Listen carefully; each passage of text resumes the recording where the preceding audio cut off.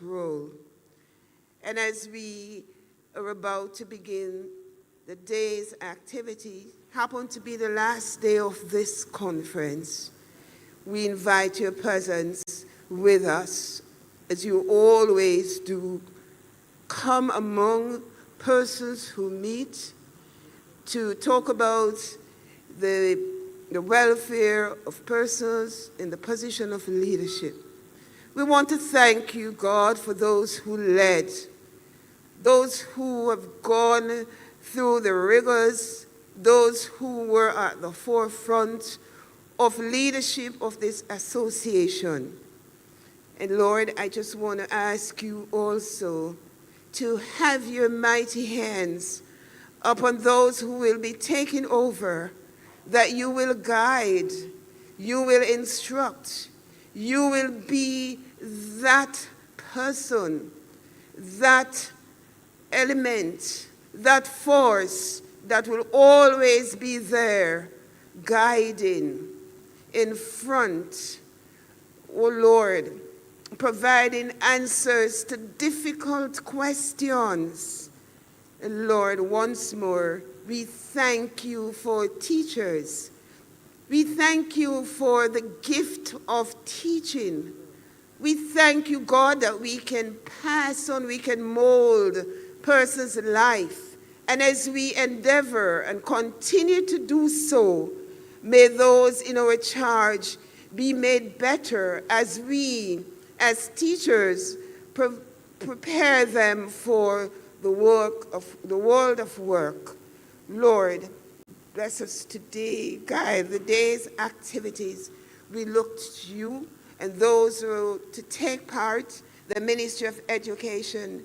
May they so be endued with patience, understanding, and knowledge as they come to deliver to this group, and may all be done to your glory and honor, and in the end all will be benefited and you will be given the glory. Thank you, Lord, for answering our prayers as we look forward to your guidance. Thank you, Lord, through Jesus Christ, our Lord, who taught us when we pray to say, Our Father, who art in heaven, hallowed be thy name. Thy kingdom come. Thy will be done on earth as it is in heaven. Give us this day our daily bread, and forgive us our trespasses, as we forgive those who trespass against us. And lead us not into temptation, but deliver us from all evil. For thine is the kingdom, the power, and the glory, forever and ever. Amen. Have a wonderful day, everyone. God bless you.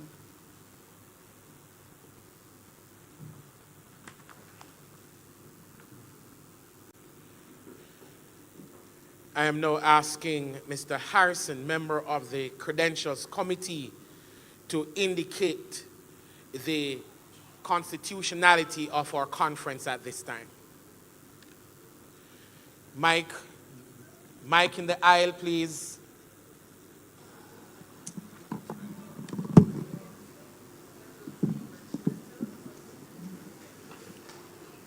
Good morning, Mr. President. Good morning, Conference. Based on the articles and the memorandum and articles of the Association, of the Jamaica Teachers Association, I report to you that we are duly constituted for the 8th session of conference. Thank you very much. You're welcome. Ladies and gentlemen, we now have the clear to proceed with the business of the Jamaica Teachers Association. Traditionally, the session on the Wednesday of conference is usually one that sparks much excitement, as this presents an opportunity for teachers to interact directly with our employers. This year, we continue in this vein, and it will be no different. Teachers are the bedrock of this nation. We are the caring engineers who know exactly how to craft lessons to impart the formal curriculum to students of varying degrees. We understand the classroom very well, and therefore it is urgent and necessary that as we craft an education sector that is designed to meet the demands and needs of our primary clients, that we be consulted and our voices are heard. Colleagues, it is necessary that at this time, at this point in our history, we must coalesce around a common cause, that of ensuring, as teachers, the world understands and knows our value. It is time for us to demand that as teachers, our voices must be understood as we know how to teach. We know how to create opportunities for students to unearth their talents. We know how to think outside the box. We know how to ensure that our students pass the exams. We know how to get a non-responsive student to respond to different variables that we will present to them. I am confident that in this era of technology, in the age of artificial intelligence, that the work of a teacher will not go unnoticed and will not become redundant. We are the ones who provide the opportunity to create all kinds of AI. Therefore, it is necessary for us not to become too concerned about our jobs being replaced by robots and other AI. It is important and necessary, however, for me to indicate that as educators operating in the paradigm of the 21st century, it is incumbent upon us to remain current and relevant, using the necessary tools available to us to enhance our craft and the experience in our classroom. It is against this background that I welcome you to this session of our conference and hope that as you interact with the Ministry of Education, many of your questions and concerns will be answered and all your fears will be allayed as together we continue to collaborate for the development of education in our nation. At this time, ladies and gentlemen, I ask, are there any questions or notices of motion for the conference?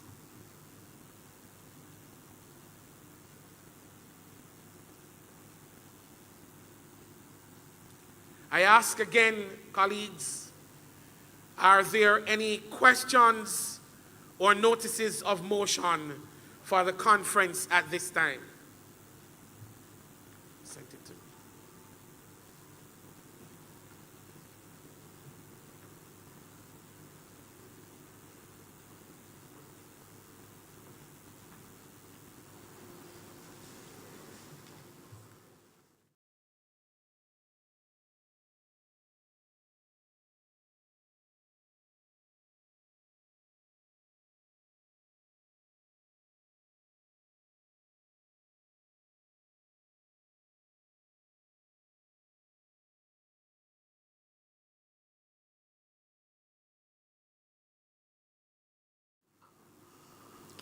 Notice of motion to the 59th Annual Conference the appraisal of the Office of the Secretary General.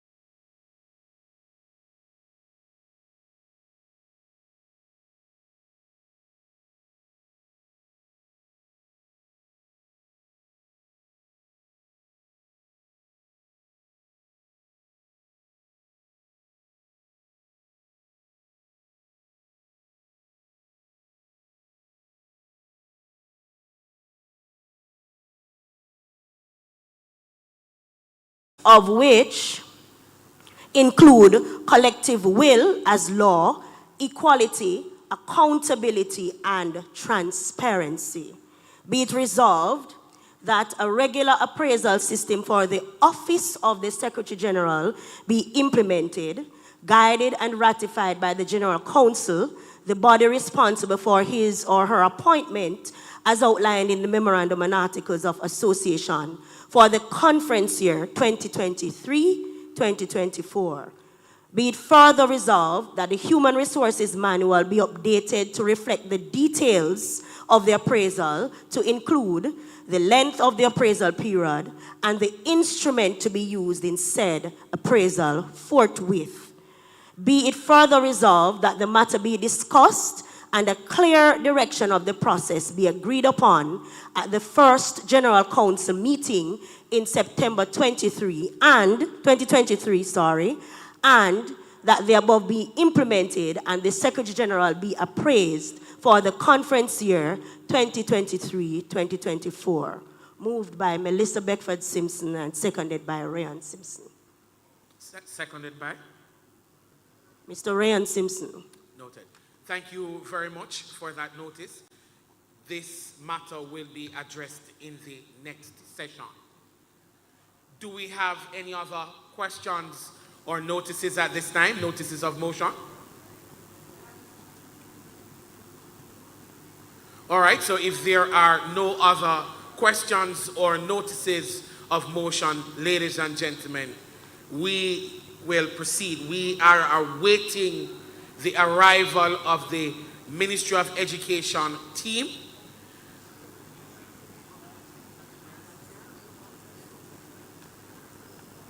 And they are about to enter the conference hall at this time.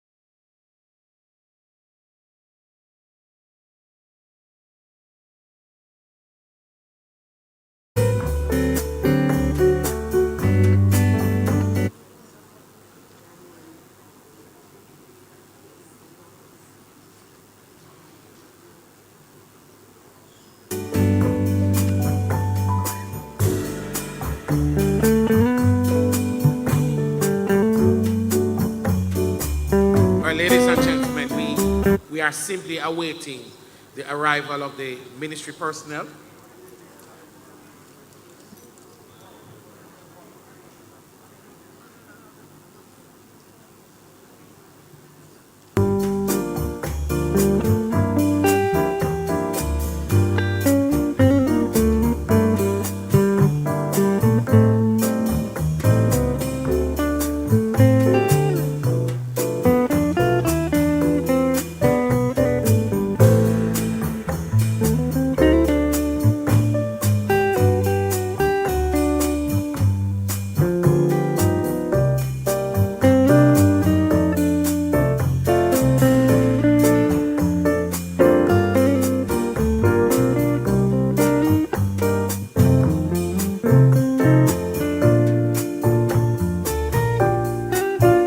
Ladies and gentlemen, we crave your indulgence. The party will be here momentarily. Thank you.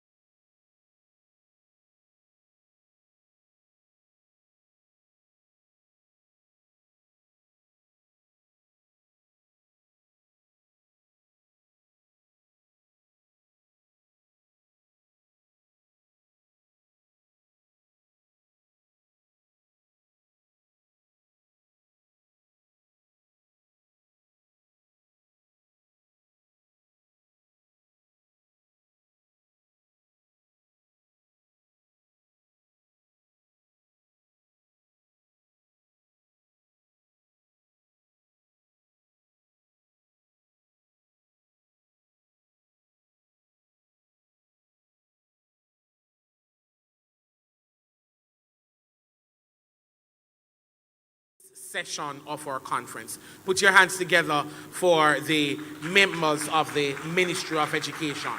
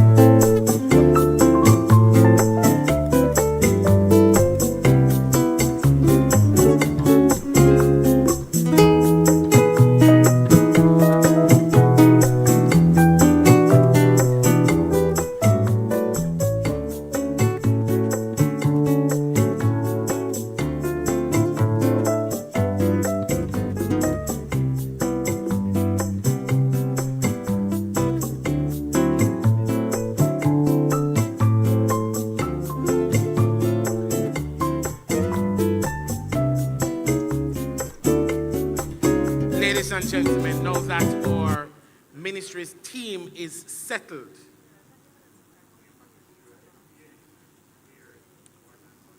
Minister of Education, or Permanent Secretary, or Chief Education Officer. And I'm certain that the minister will introduce the other members of the team. Ladies and gentlemen, again, this is an important session in the life of our teachers. Minister, we view this session as important as our teachers, our members, get the opportunity to interact with the Ministry of Education firsthand. We are at an important juncture in education. We have seen where at this point our teachers are migrating and are choosing other careers. At this juncture, there still remains unresolved issues within the compensation review. At this juncture, there is another task force on education report with recommendations to be implemented. At this juncture, Minister, there are deficiencies and gaps in the education sector that we all must treat as priority. We speak to special education. We speak to early childhood education. We speak to how education is funded. We speak to the matter that, of course, technology is essential, and there are still schools who are devoid of the necessary technological resources that will make them effective in today's dispensation. These are issues that confront us, and education, being the chief driver of our country's development, it is urgent and necessary at this point that we find the common ground to ensure we can progress forward. Minister, our teachers are not desirous of leaving our shores. They want to stay here, but compensation is an issue. And though there is a teacher shortage globally, though teachers are leaving the classroom worldwide, in other jurisdictions, our teachers have opted to go there because the remuneration package is better than our own. Minister, we strongly believe that if we get it right and we adequately compensate our teachers, then our teacher specialists will choose to stay in our classrooms. And this is what we are defending at this time. There's much work to be done. And at this time, I invite you to address the 59th conference of the Jamaica Teachers Association as we have a conversation as to how we can amicably move forward in solving the issues of education in our country. Ladies and gentlemen, our Minister of Education, the Honorable Favour Williams.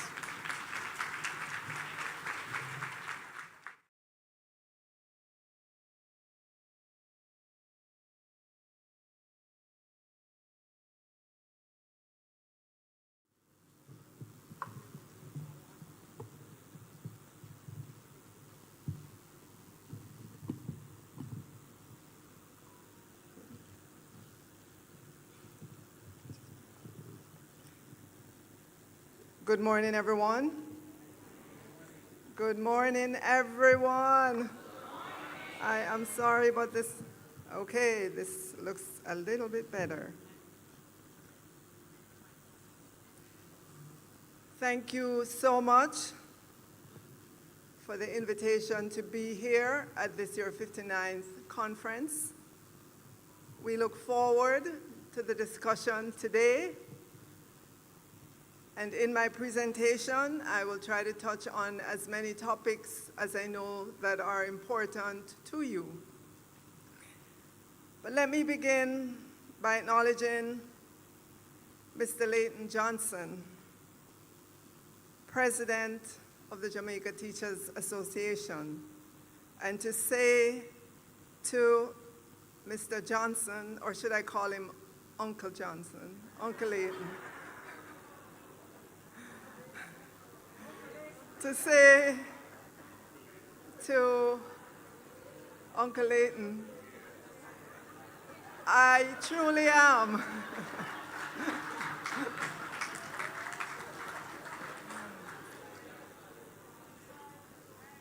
I truly am looking forward, and I'm sure the team at the Ministry of Education and Youth is also looking forward to this new year with you and to see how best we can accomplish much in this year to come. Let me acknowledge as well immediate past President, Mrs. LaSonia Harrison, President-elect, Mr. Mark Smith, of course, Dr. Mark Nicely, your Secretary General, all the delegates who are here this morning. Let me acknowledge as well members of the executive.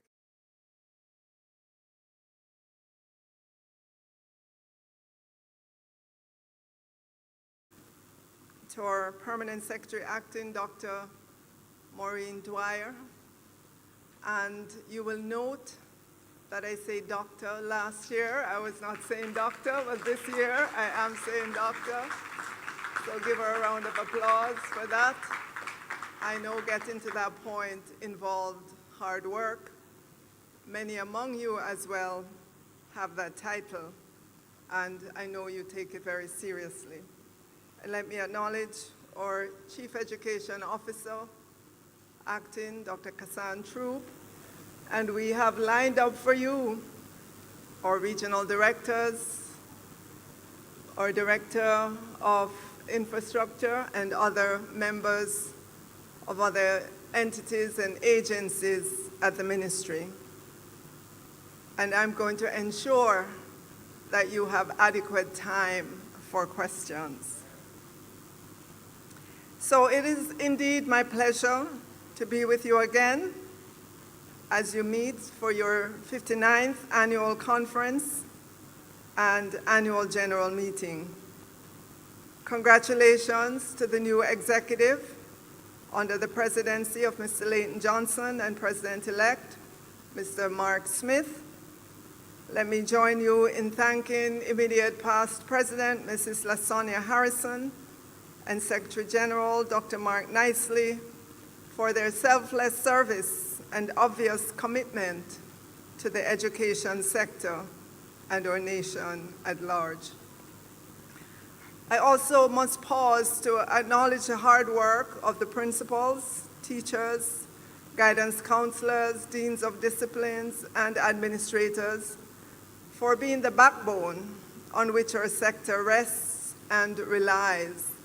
Your personal and collective contributions are greatly appreciated. With the ministry team and other senior officials, look forward to the year ahead as we continue with the task of transforming the education sector and educating our children. The team, with your support, your energy, your authenticity, we are ready for the transformation. And that is where I start this morning. Educators throughout the past year, the Ministry of Education and Youth has begun to accelerate the pace of transformation in education program against the background of the recommendations from the Orlando Patterson-led Jamaica Education Transformation Commission. We have been working in tandem with the Education Transformation Oversight Committee, ETOC, headed by Dr. Adrian Stokes, sharing the recommendations, implementation plans, and activities through a series of consultations across a variety of stakeholders. And I want to say, further to your suggestion, Mr. President, I look forward to an engaging and more vigorous, broad-based participation of the education sector, especially our teachers, as we seek to drive and support education transformation that is meaningful and relevant to us in Jamaica, and that will allow us to see greater improvements in our educational outcomes. I know that there have been many studies in the past, and your president alluded to that last night. This study has pointed out the lack of implementation on the part of the Ministry of Education and Youth, and that is what we have taken on seriously this time. As you may know, there are 7 pillars of transformation that guide our work plans, and these are: number 1, governance, administration, leadership, and legislation; number 2, early childhood education; number 3, curriculum, teaching and teacher training; number 4, the tertiary sector; number 5, TVET in Jamaica; pillar number 6, infrastructure and technology, and I'll have a lot to say on that; and pillar number 7, finance. Under each pillar of transformation, the work we as educators and administrators undertake will impact approximately 3,000 early childhood institutions, 1,010 public primary and secondary schools across 7 educational regions, among 14 agencies and 10 divisions. Collectively, these cater to over 410,000 students, 25,000 teachers and principals, supported by caregivers, administrative and ancillary staff across the sector and institutions. When we include the 107,000 children in the early childhood sector, those numbers increase to over 500,000. Add to that the teachers and caregivers in the early childhood sector. Add to that the administrative staff across our schools. So educators, as you can tell, this is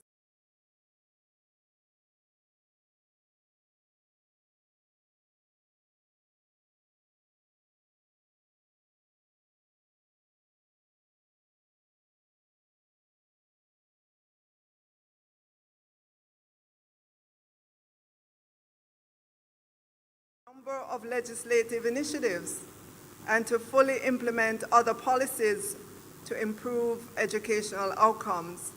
Among the legislative issues, and I'm going to take time to go through these because in the transformation report, it really zeroes in on the fact that not much legislation has come out of the Ministry of Education and Youth. And so among those that we're currently working on and are at different stages are the Jamaica Teaching Council Bill, which is currently before the Joint Select Committee of Parliament, and to which the JTA made their submission in Parliament. There's the Jamaica Tertiary Education Commission, which is the commission to oversee higher education. We also need to amend the education bill, in particular regarding the criteria for appointment as principals. We have the Child Care and Protection Amendment Bill, Section 24, regarding correctional orders. This was already passed in the lower house, and now it's to be debated in the Senate. We also have some work to do on the broader Child Care and Protection Bill. There's the Overseas Examination Amendment Bill to include TVET as one of the examinations to be administered by the Commission. And I should mention here that the NCT vet has now been fully transferred to the Ministry of Education and Youth as of August 2nd this year, along with the Vocational Training Development Institute that you may know as VTDI. It is now a public educational institution with a mandate to train and graduate as many TVET teachers as possible. We know, we've heard the cry from many of our technical schools about TVET teachers, the lack thereof. And so we will be significantly increasing the capacity of VTDI to train and graduate as many TVET teachers as possible. In addition, there are other pieces of legislation on the ministry's agenda for amendment. We have to amend the University Council of Jamaica Act, and work is advanced there. This is already approved by the Cabinet. The larger Education Act and education regulations, we are going through a review process there. Children Adoption of Act and the Children Guardianship and Custody Act. As you can see, there are at least 10 pieces of legislation that need to come out of the Ministry of Education and Youth. And the reason for bringing this to you this morning is to say that in government, legislation, policies, and directives underpin everything we do. And so it is a must for us to do this legislative work. If we do not do it, things will just meander around. It's the laws that we use to advance the education sector, to upgrade the education sector. So that is what is on the legislative agenda. It is a big pillar of transformation. In the report, wanted you to be aware of the work that has been done and to say we obviously want your input into the process, much as we did when we were going through the Jamaica Teaching Council bill in Parliament. I'll turn now to look at the school year just ended. With the PEP results for 2023, I want to say that we are encouraged by this year's results, considering the many years, I should say, of the pandemic, starting in March of 2020 and continuing into 2022. So I want to acknowledge and really thank all our educators who helped to prepare our PEP students, not just this year, but in prior years and in the years to come. Yes, you can give a round of applause for that. A lot rides on it. The PEP is a very high-profile exam, as you know, and so it's hard work for our teachers. But I want to say that this is the first year that we have been able to compare the PEP results with those of a prior year, and we were able to compare it with the results in 2019. And you may ask, why 2019? Why not 2022? Recall that 2019 was the first year of the PEP, and right after that cohort of students did their PEP in the very next year, the pandemic hit. And we had to modify the exam in 2020, as you are aware. We did the same again in 2021 because we had to respond to the context in which we were all living through. A further modification happened in 2022. So it was not possible for us to compare across the years. We're able to do that this year for the first time, and I want to share those figures with you and to thank you again for all the work that you have done with our students.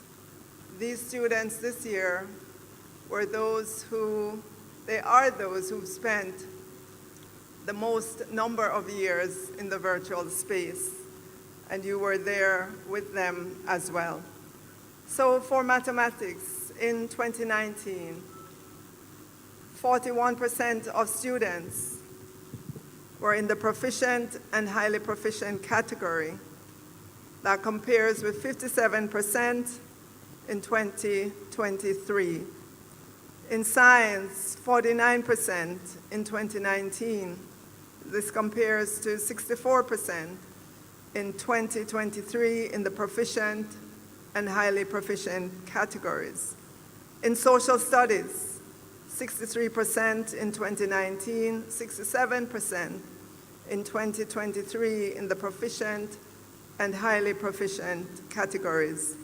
And in language arts, 55% in 2019 versus 60% in 2023 in those categories. And so this gives us great encouragement for the numbers for our students. And we want to say again a big thank you to all our teachers. Yes.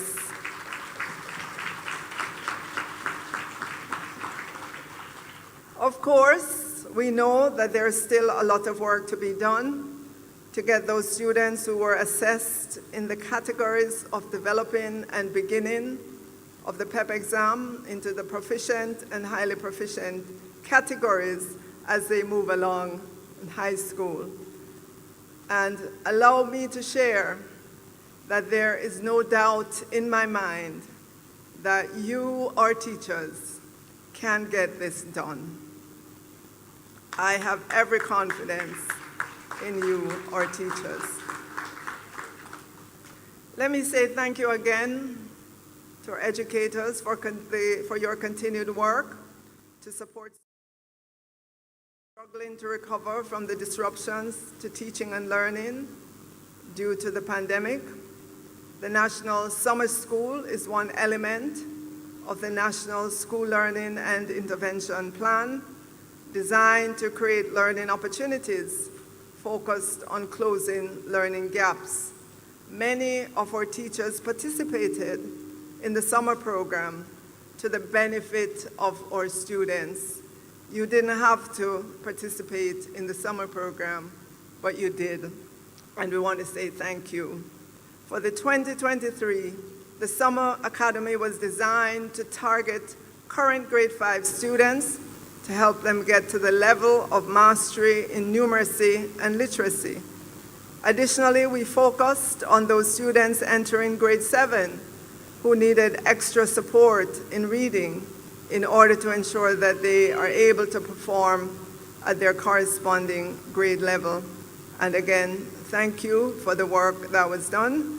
I am sure that we will see it manifest in the years to come. Key elements of the Summer Academy, as you know, were the summer pop-up sessions in which you, or educators, participated and engaged with students who needed assistance in literacy, numeracy, or both. Thank you for your time and resolve to getting this done. I know that we can look with confidence at the next school year.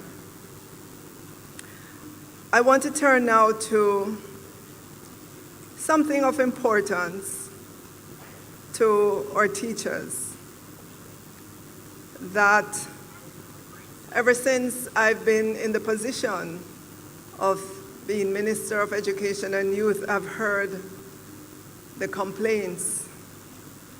And I took time to understand what it was.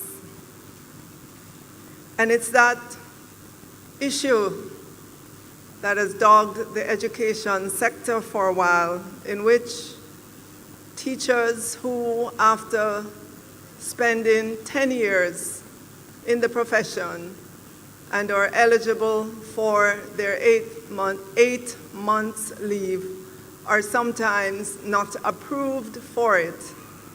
And they continue to teach and they lose the benefits, meaning there's no further accrual to them for that. Well, this year, for the first time, all teachers who applied for their 8 months leave were granted approval, and we believe that is a big deal.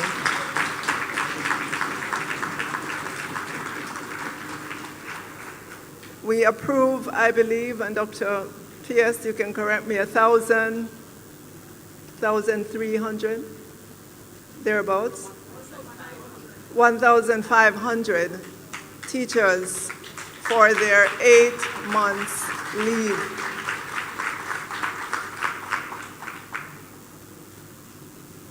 Obviously, your leave creates a void in our schools, one that is difficult to fill given the short-term nature of the position.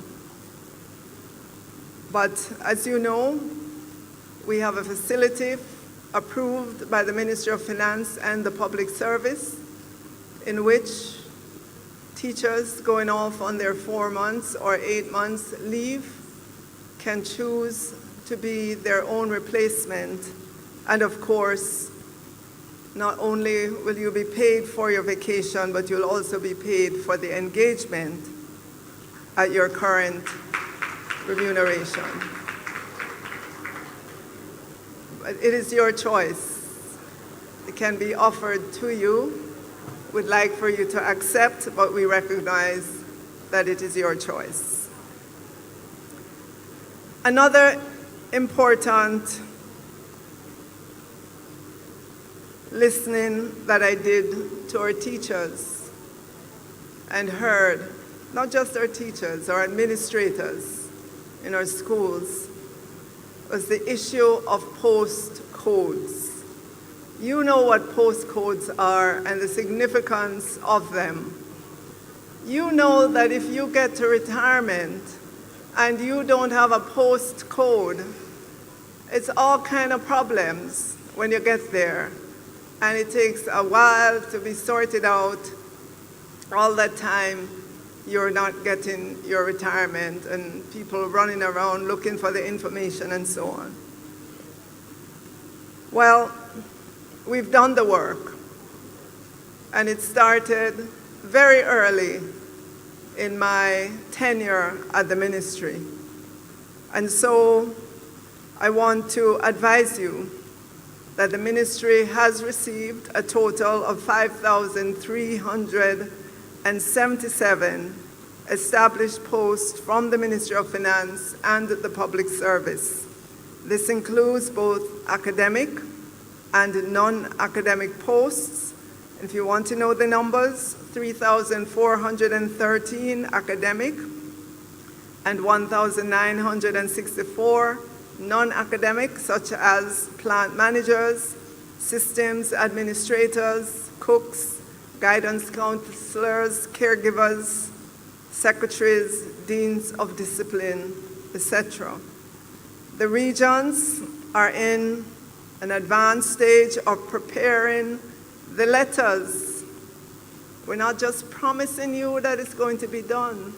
We're actually preparing the letters to send out to you. And this is expected to be completed by August 31, 2023.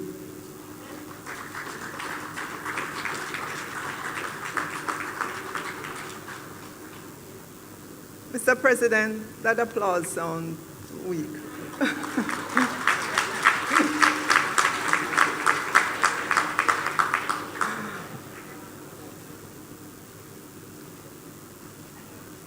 We're also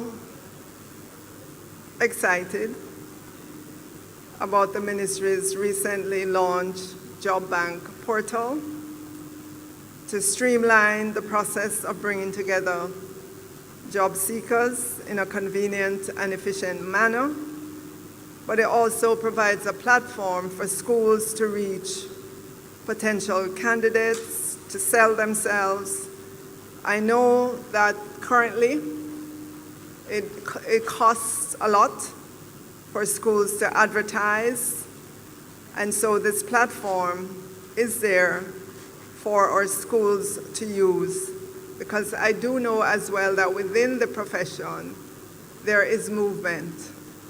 And I do know that there are persons outside of it who want to better navigate and know where the positions are. And I know this because people send me resumes seeking jobs in the sector. And so we had to create this platform so those seeking jobs could meet up easily, seamlessly with the schools that are looking, whether it be short-term or longer-term positions. And so this is there for schools to post, to shortlist applicants, to schedule and manage the process, communicate with potential employees, and as I said, an important feature is that our schools can put their profile, they can advertise their profile on that platform. I want to switch now to, very earlier on in my presentation, talk about critical repairs and infrastructure work. If there's one recurring theme within the education sector, it's the infrastructure of our schools, the problems with the infrastructure at our schools. One of the pillars, you might ask, what does this have to do with education transformation? Well, one of the pillars, and a very, very important pillar of education transformation in the Orlando Patterson-led Commission report is infrastructure and technology. In fact, the report calls on us to invest significantly in the infrastructure of our schools. About 2/3 of the cost of implementing the report is infrastructure and technology. And so it's an important pillar of transformation. It's a major part of education transformation, because at the end of the day, we want all our teachers, our educators, to be in comfortable surroundings. We want our students to be in classrooms that are well equipped. We do not want classrooms in our schools in which roofs are leaking, they're infested with termites, the desks are breaking down. That is not what we want in the education sector. And I'm here to tell you that that is not what we want to see. And that we do have a laser-like focus. We meet weekly, except when we have to reschedule because of some other pressing matter. Under the 2023 to 2024 Critical Repairs and Infrastructure Maintenance Program, $440 million was allocated to fund critical repairs and maintenance activities in 125 schools across the 7 regions. And we do have our technical services unit here, responsible for critical maintenance, that we will allow time for question and answer. But just let you know, a total of 165 million has been budgeted to close 23 contracts that we carried forward from last year, 22-23. We will be spending 65 million for maintenance and renovation projects in 7 schools, and a total of 210 million has been set aside to carry out critical repairs in 95 schools for termite treatment, electrical repairs, repairs to bathroom and roof repair, with 30 million disbursed to each region to help to manage these projects. I want to say to you that, and you might find this hard to believe, we're not short of funds to do the work. We're not.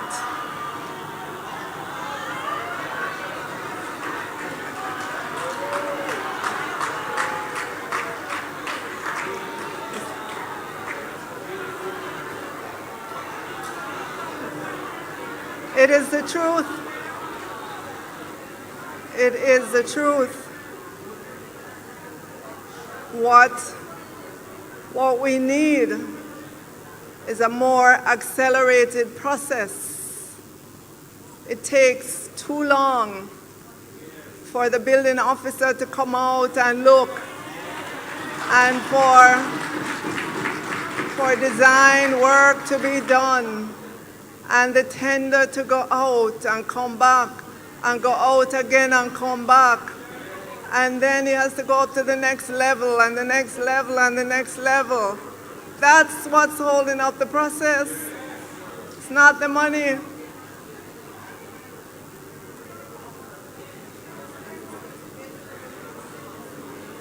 And when I tell you that I am present at these meetings on a weekly basis to try to push through, to understand what are the hurdles in the way of those who have to do their job. When I tell you I'm physically there at those meetings, it is the truth, because I go out to schools and I see the conditions.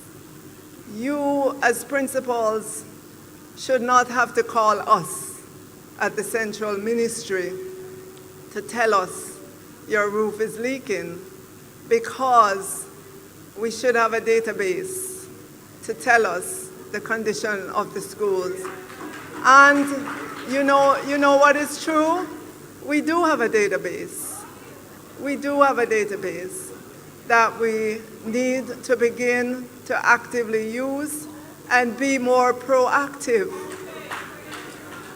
in going out and helping schools.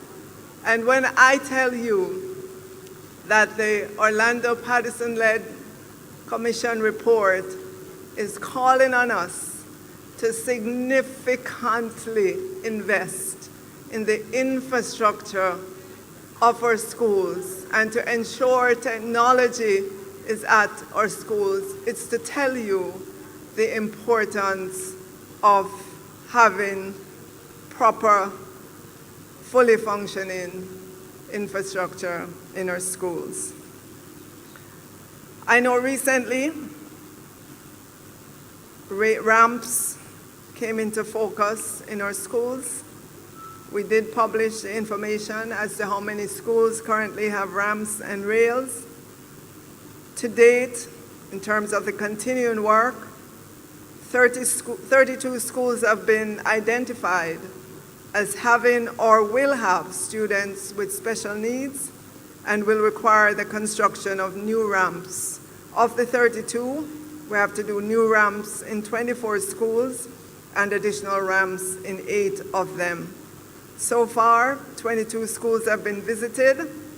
12 of those are at the point where the work will go to tender shortly, and so on. And we are moving apace to ensure that there are no impediments, no physical impediments to our special needs students to get to their classes and to participate in other activities at school. We also have electrical upgrading projects. 244 million was allocated to carry out pre-contract and or contract activities in 47 schools, including Tarrant High, Prairie Primary, and Infant.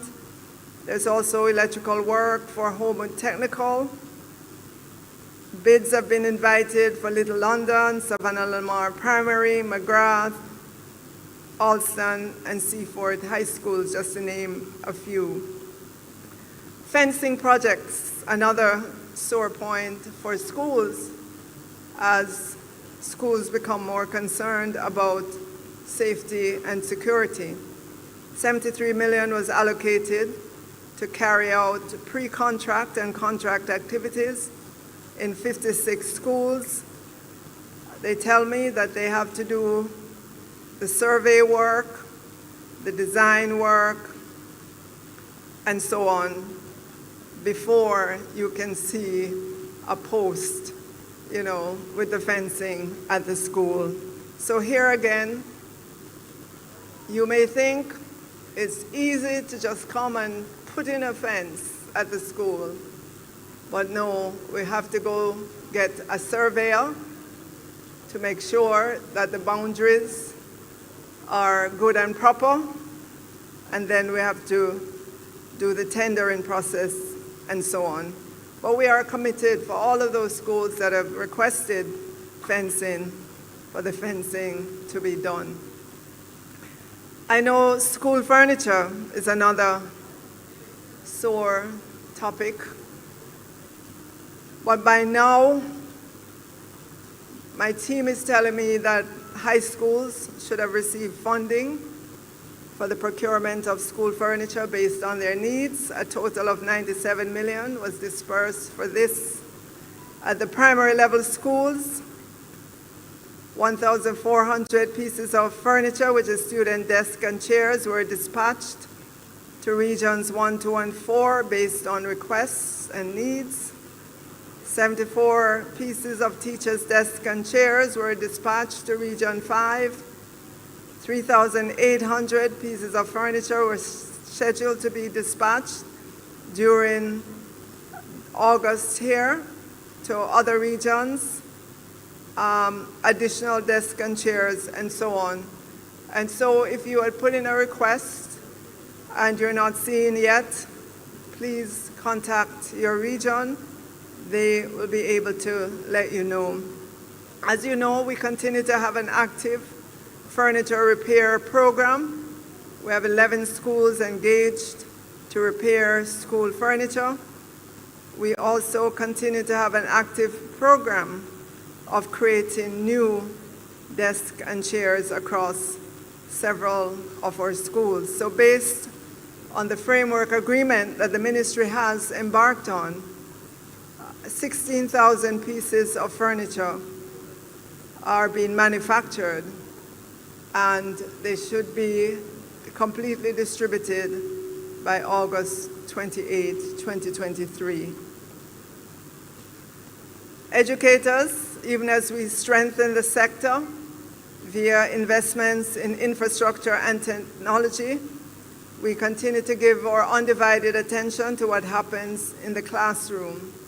And I want to say again that the Ministry of Education and Youth is committed to improving teaching and learning in order to have better student outcomes, and as such, will continue to provide support to teachers and students. And the target area for this upcoming school year is mathematics.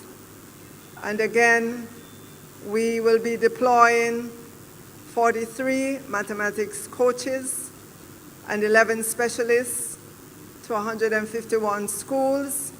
Coaches will continue to support teachers through alignment with job-embedded professional development opportunities focused on improving lesson planning and delivery. In addition, regional mathematics team will continue to facilitate webinars for students in grades 4, 5, 6, 10, and 11. There will also be intervention sessions for students entering grade 6 to enable mastery in numeracy. In addition, the ministry will continue to support the development and administration of the mathematics student-teacher diagnostic test to all first-year primary and secondary math student teachers in all public and private teacher training institutions. And these results will be made available to students and their institutions in October so that appropriate interventions can be developed and implemented in a timely manner. We'll also continue to facilitate webinars for mathematics student teachers to complement the delivery of their respective programs. We also have literacy plans for September 2023 through to April 2024. 244 schools have been identified for this intervention.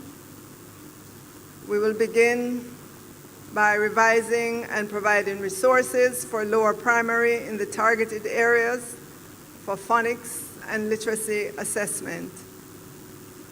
We'll train teachers at the grade 7 to 9 level in content area reading. We'll give direct coaching support to teachers, and the team will spend 3 or 6 days in each school, allowing for enough time with teachers.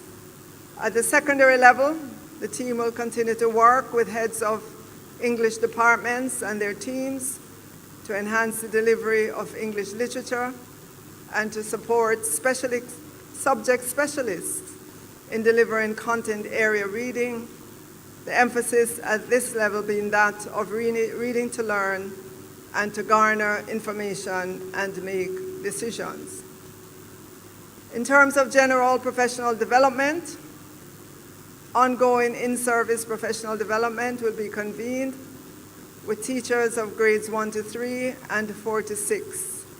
While training will include some generalities in literacy, each grade will be exposed to a focus area directly connected to areas of emphasis at that level. So for example, grade 1 teachers will be exposed to interpretation of the grade 1 individual learning profile, alongside bolstering teachers' abilities in the delivery of the foundational skills of phonics to get students ready to develop into readers. And these are, we're not saying that you are deficient in these areas. That's not what we're saying. It's just a recognition of ongoing development among our teachers, much like what happens in all other industries, whether it's private or public. There's ongoing development. And so we will be working with you.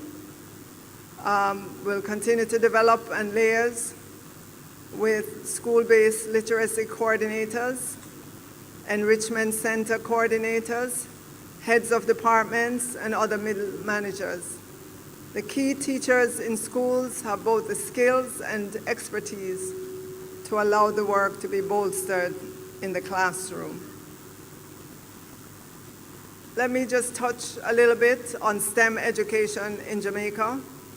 We recognize the role of STEM in building resilient economies, and we have partnered with 21st Century Education to implement a pilot in 42 schools using coordinated STEM approach. The phased implementation commenced with initial teacher training activities for 42 teachers and the engagement of over 50 students in STEM camps during June to July of this year. Full pilot implementation is slated for September 2023 and will feature access to STEM courses on the 21st Century platform, as well as student participation in STEM projects aligned to some areas of the National Standards curriculum.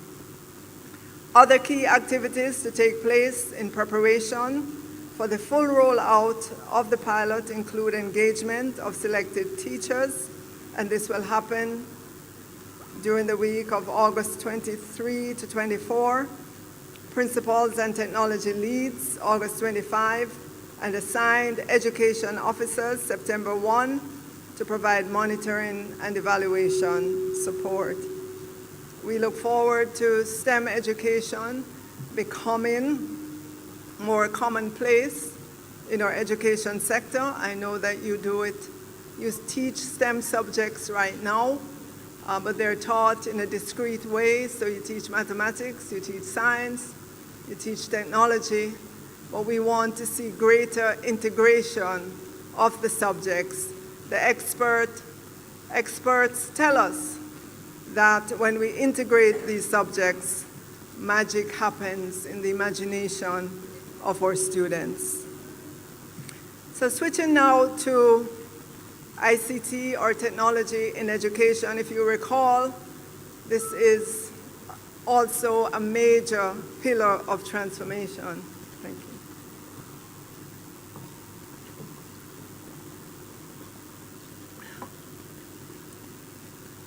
So we understand the need for internet connectivity in the teaching and learning process, and we are committed to delivering on the promise to have broadband connectivity for all schools across the island. And so far, we are well on the way. We're not saying that every school has broadband internet connectivity yet. We're saying that we have completed some schools.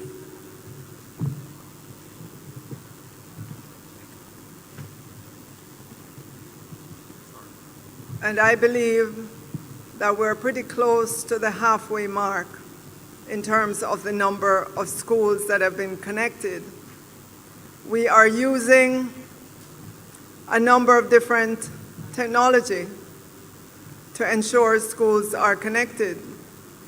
So those that are close to the government's fiber optic cables, we are connecting those schools. There are other schools that are being connected using microwave technology. There are other schools being connected using satellite and other technology. Whatever it takes, we are going to ensure that we connect all of our schools all across Jamaica. Many of you sitting here already have that connectivity, but it is a very, very ambitious program that has taken us so far 2 years, and we still have at least 2 more to go to ensure that everything connects and is working in our schools. We do not only want for internet to be present in the administrative offices, we want for it to be present in classrooms as well. So you, our teachers in classrooms, will have the use of that to help with your lessons. Thank you. Yes, it is a very ambitious program, but I tell you, we meet every week on Wednesdays, 5 o'clock, 5 p.m. And it's an interministerial effort with the Ministry of Science, Energy, Transport, and Telecommunication, with the Office of the Prime Minister, with the Ministry of Economic Growth and Job Creation, and all the different entities responsible for technology. So it is very serious work, and we are committed to doing it. And I can say to you again, finding the money to do it is not an issue. It's just staying on it, implementing day in, day out until all schools are completely and adequately connected. We seek your patience as we do this, because I know some of your schools would have seen workmen come already and connect up, but you don't yet have the service, right? That schools are out there like that. We have schools that are connected, that have the service, they're using it, but it's not fully across their entire campus yet. So different schools are at different stages. And for those schools who have not gotten a call yet, they've not seen a service person, they've not seen anything, you are not forgotten. If it's gonna take a satellite, we will get the service to you. It is our commitment. This is a major pillar of transformation in education.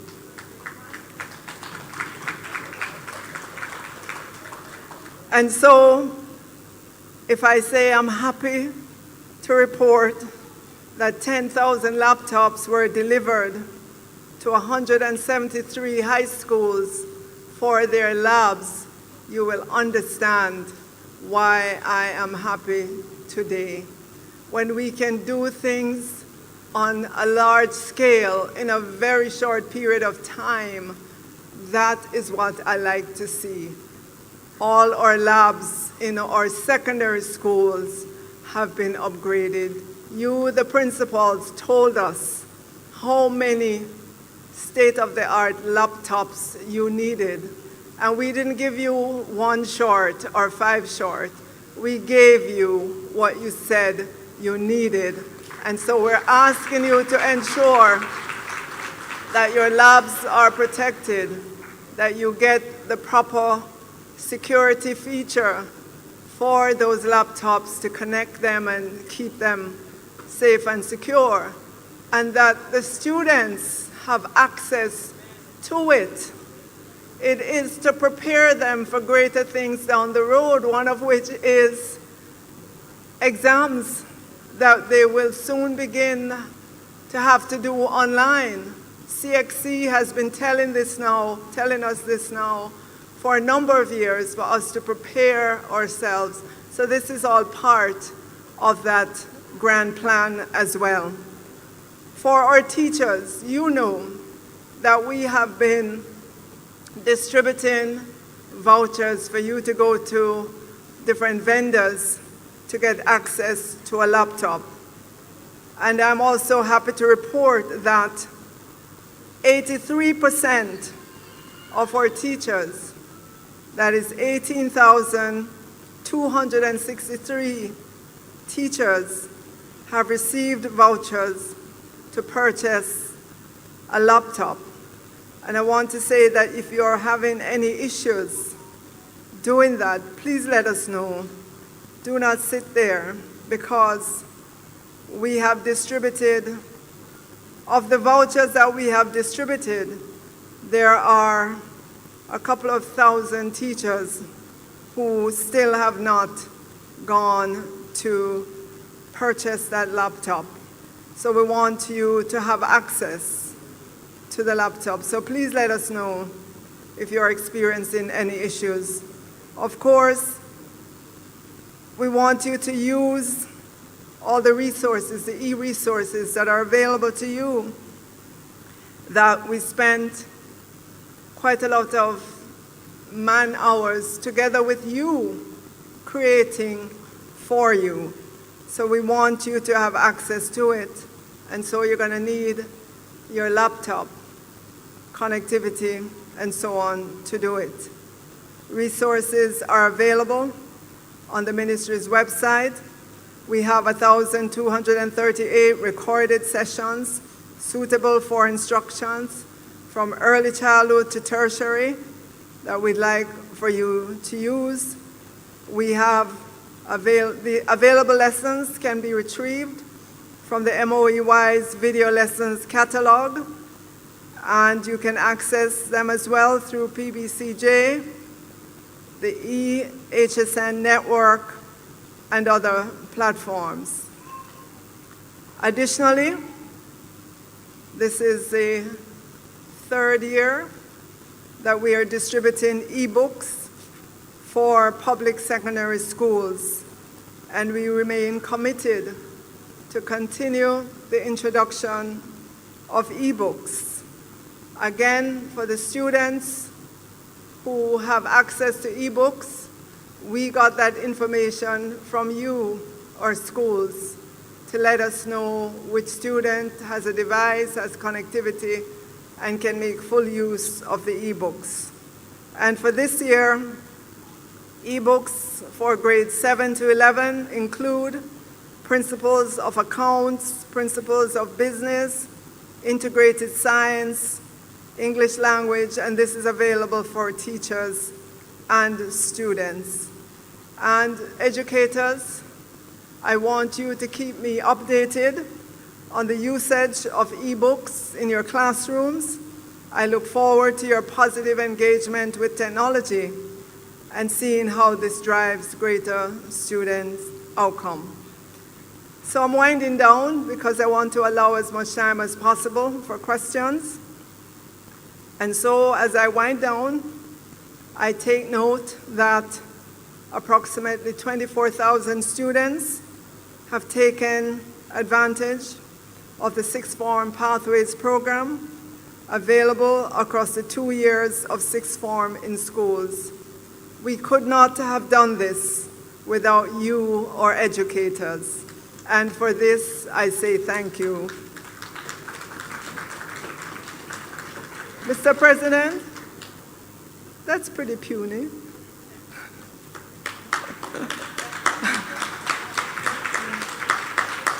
$24,000 of our students have taken advantage of the Sixth Form Pathways program to continue their education, preparing them for better opportunities, preparing them to take a hold of opportunities. And I just want to repeat, in the event you did not hear, we could not have done this without you, our teachers, without you, our educators, without you, our principals, without you, our coordinators. And for this, I want to say thank you as we continue this program in the years ahead. My last topic has to do with policies and guidelines. Again, I heard the call from the incoming president for greater input by our teachers into policy, and as such, I am happy, I'm delighted today to share three items with you, to share draft policy on dress and grooming. We are putting it out into the education sector. We want you to read it. We want you to look at it in your context. We want you to understand the framework within which the dress and grooming policy will operate. We want you to try it on in your schools and give us your feedback. That's why it's in draft form. We could have moved to making it final, but we want to hear from you. It's going to take longer for us to get to that final stage, but your input is important because you may say to us, this policy sounds good on paper, but in implementation, here are some of the issues. We will listen. We've demonstrated that we listen to you and we can make amends. So the dress and grooming policy, the draft dress and grooming policy, will be published before the new school year starts this week, if I'm not mistaken, this week. You know, there have been a few times that I've gone to schools and I see students, maybe not more than one or two in a particular school, boys, wearing tams to school to cover their locks. This is 2023. We really, really should not be doing that anymore. We need to respect other people's religion. Yes, we need to say to all students, you have to ensure that your hair is clean and so forth. But come on, you shouldn't have to cover your hair unless that's what your religion calls for. All right? So those are some of the issues in the dress and grooming policy. We'll also be making available to this sector the draft National School Nutrition Policy and Standards. This was developed in collaboration with the Ministry of Health and Wellness to set the framework for school administrators to execute the means and measures in providing healthy and nutritious meals to students, as well as to provide the avenue wherein students can enjoy a holistic wellness program that involves both nutrition and physical activities. Again, even though we've gone through the rounds of consultations with different stakeholder groups, before we finalize, we want to hear from you, because you are going to look at this nutrition policy, and we want to hear from you as to what will work, what can be implemented. We want your input into this. We will also be putting out to the education sector guidelines, draft guidelines on devotion in schools.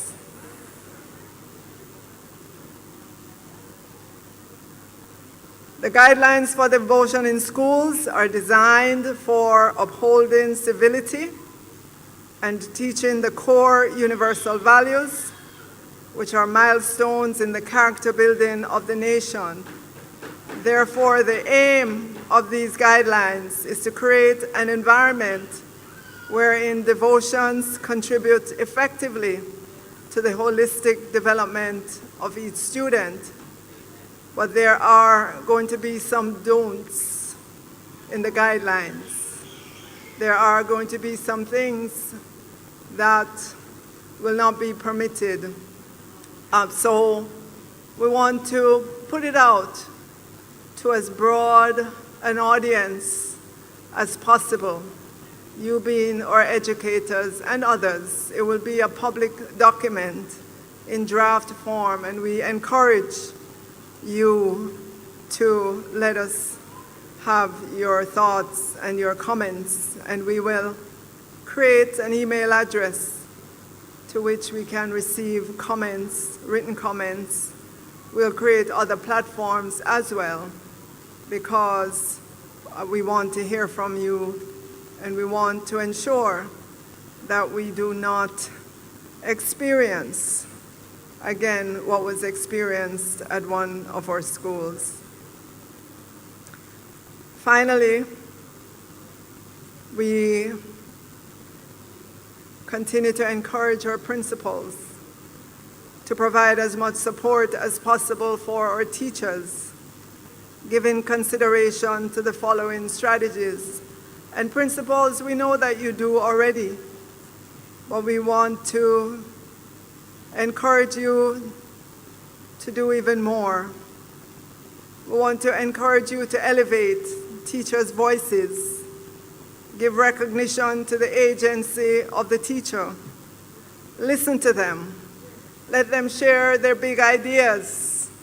Empower them to be leaders and innovators in your school through regular opportunities to collaborate and provide them the support needed to bring their inspirations to life. provide access to teaching resources.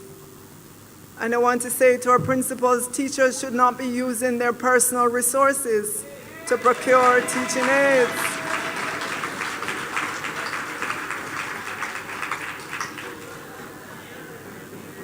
We are encouraging you, our principals, to establish systems that reflect teachers' welfare, social, emotional, and academic well-being, the growth needs of teachers. Because after all, a school is a unit. The principal is the CEO. Teachers are the employees. And so there's a relationship that should be nurtured among our teachers with their principals.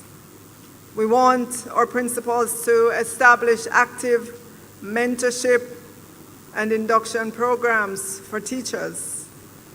We want you to create positive, productive, and collaborative working environments.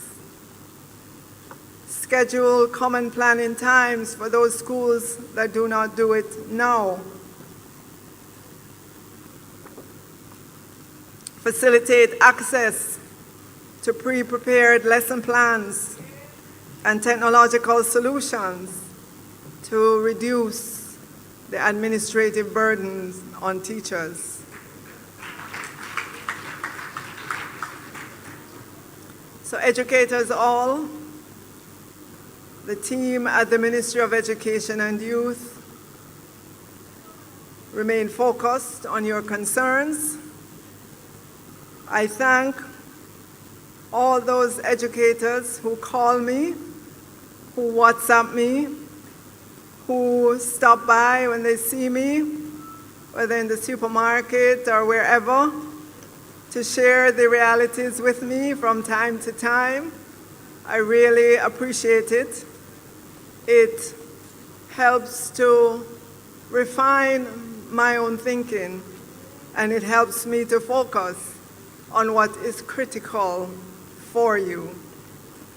So educators, just as you hold the hands of many children day after day, allaying fears, boosting confidence, and instilling hope, I'm pledging my personal commitment and that of the Ministry of Education and Youth to furthering the engagement to support you and your passion. Of course, there are many more topics to be discussed, but for today, I will stop there. And if you have not heard a particular topic addressed today, we want to hear from you. We want to hear from you. We're here to help you through the issues as they arise. And together, we will advance the vision and reignite the passion. Thank you, ladies and gentlemen.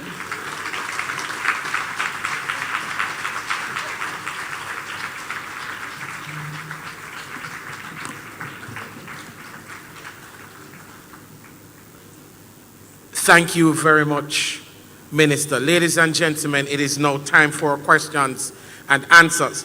However, before we get to that point, there is an important public service announcement. Nicholas Bramfield, 1736 JR. Your car is in a precarious position and it's about to be towed. Please, it is by the security. You need to go attend to your vehicle at this time. Chair of Credentials, I see you at the mic. Thanks for acknowledging me, Mr. President. Good morning, members of the head table. Good morning, delegates of the 59th Annual Conference of the JTA. Mr. President, I would like to advise that based on our protocols of operations, in another 2 to 3 minutes, this session would have expired. I therefore advise you that you need to seek a motion from us to continue for another 30 minutes. Thank you. Thank you. So the motion is before us, ladies and gentlemen. We need for this session to be extended for an additional 30 minutes. Do I have, so I see Ms. Kadian Scott. Do I have a seconder? Thank you very much. All in favor? Any against? The ayes have it. We will proceed with this session.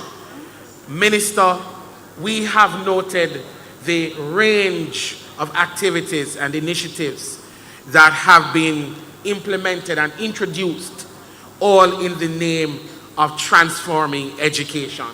And as educators, we are grateful and appreciative of these initiatives. But again, as the JTA, one primary initiative that will significantly see to the transformation of education is the compensation of teachers. If we get that right, our teachers will remain and our sector will grow. Ladies and gentlemen,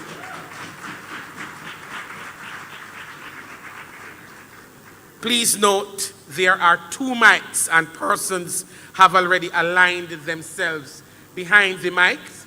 This is mic 1, that is mic 2. We will be allowing persons to hear their questions alternately. Mic 1, mic 2. Please remember the standing orders. Identify yourself. And ladies and gentlemen, I ask that we be as succinct as possible. Get to the question. Eliminate the preambles. Just ask the questions. Thank you. You can't just ask questions, so you can't tell me that. You have to have a premise. Good morning, conference. Joycelyn Gordon Brown from Northwest D, St. Catherine. Question: is it the lock of the boys here, or is it the plat? I need some clarity on that. Lock or platted here? For the boys, where you mentioned the wearing of thumbs, boys are plaiting. Let me try to explain it. So what is the accepted one? A lock here or a plaited here?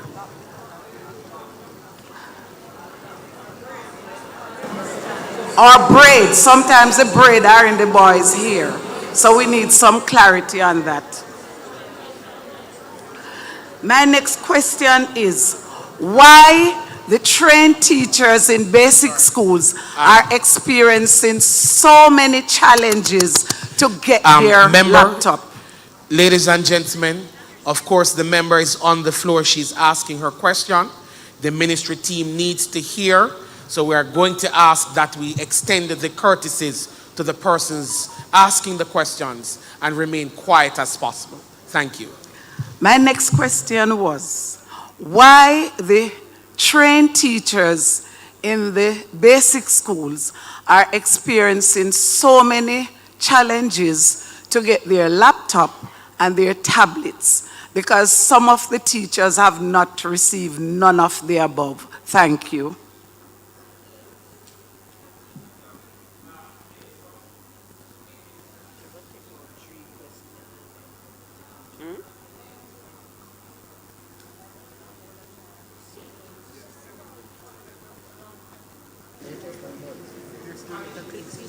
What we will do, we will take a series of 4 questions. The minister will respond.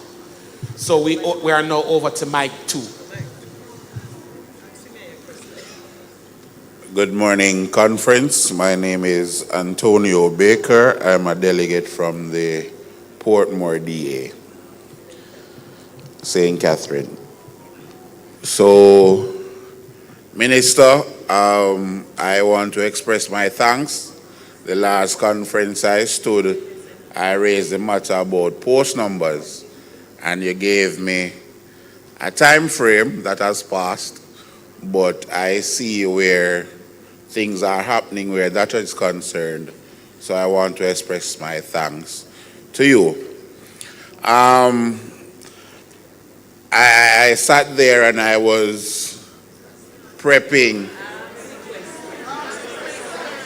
Hello, please do not rush me to do what I am doing. Member, please address the chair. Okay. So, Chair, I beg your indulgence to set the But remember, premise. we are against time, so we're asking that we remove the preamble and just go to the question. And without my preamble, sir, I cannot ask the question that I want to ask. Make it quickly, sir, please. Okay. So, Madam, you would have spoken about the sending out a draft for the dress code policy, and a lot of persons clapped. I did not clap because I was looking at the policy prior to you speaking about it, and it said that in 2018, and let me say, I am a dean of discipline. So while it might not affect the teachers, it affects the deans, and that is why I am putting forth what I am saying. In 2018, the dress code policy was effected. On the document, it said that it would be reviewed in 2021, which is 3 years after, and no review was done and implemented. In 2022, there was a consultation had at JC, I think it was, and 1 year later in 2023, nothing else has been said. Now you're saying, Madam, that there's going to be a draft document sent out, and I am asking, how long after the draft are we looking to get a document to say that this is what pertains?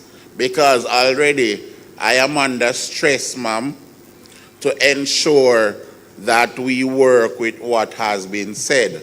So when am I looking to get a policy that will speak to the needs that I have? That is my question.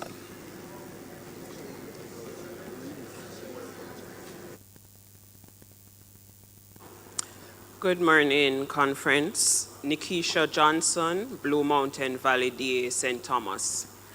Last year at the 58th annual conference, I raised the issue of the non-payment of personal deductions for the teachers at a high school in the parish. Let me thank the ministry for the steps that they have taken so far to address the issue. However, today, 1 year later, we are still, the livelihood of our livelihood is still being affected because a number of teachers, their late fees and interest that have been accrued from the non-payment of those deductions is still outstanding, and their credit rate is affected, and we want to know when we will see a complete resolution to this issue.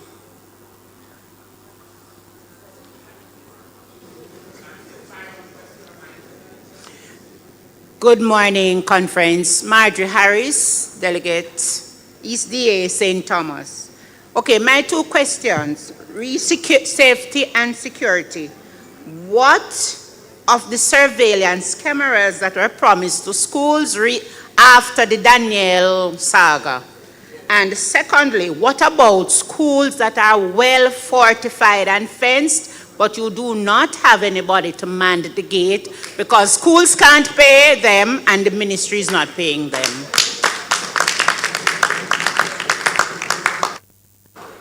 Thank you very much, members. So we will now allow the ministry to respond to the questions.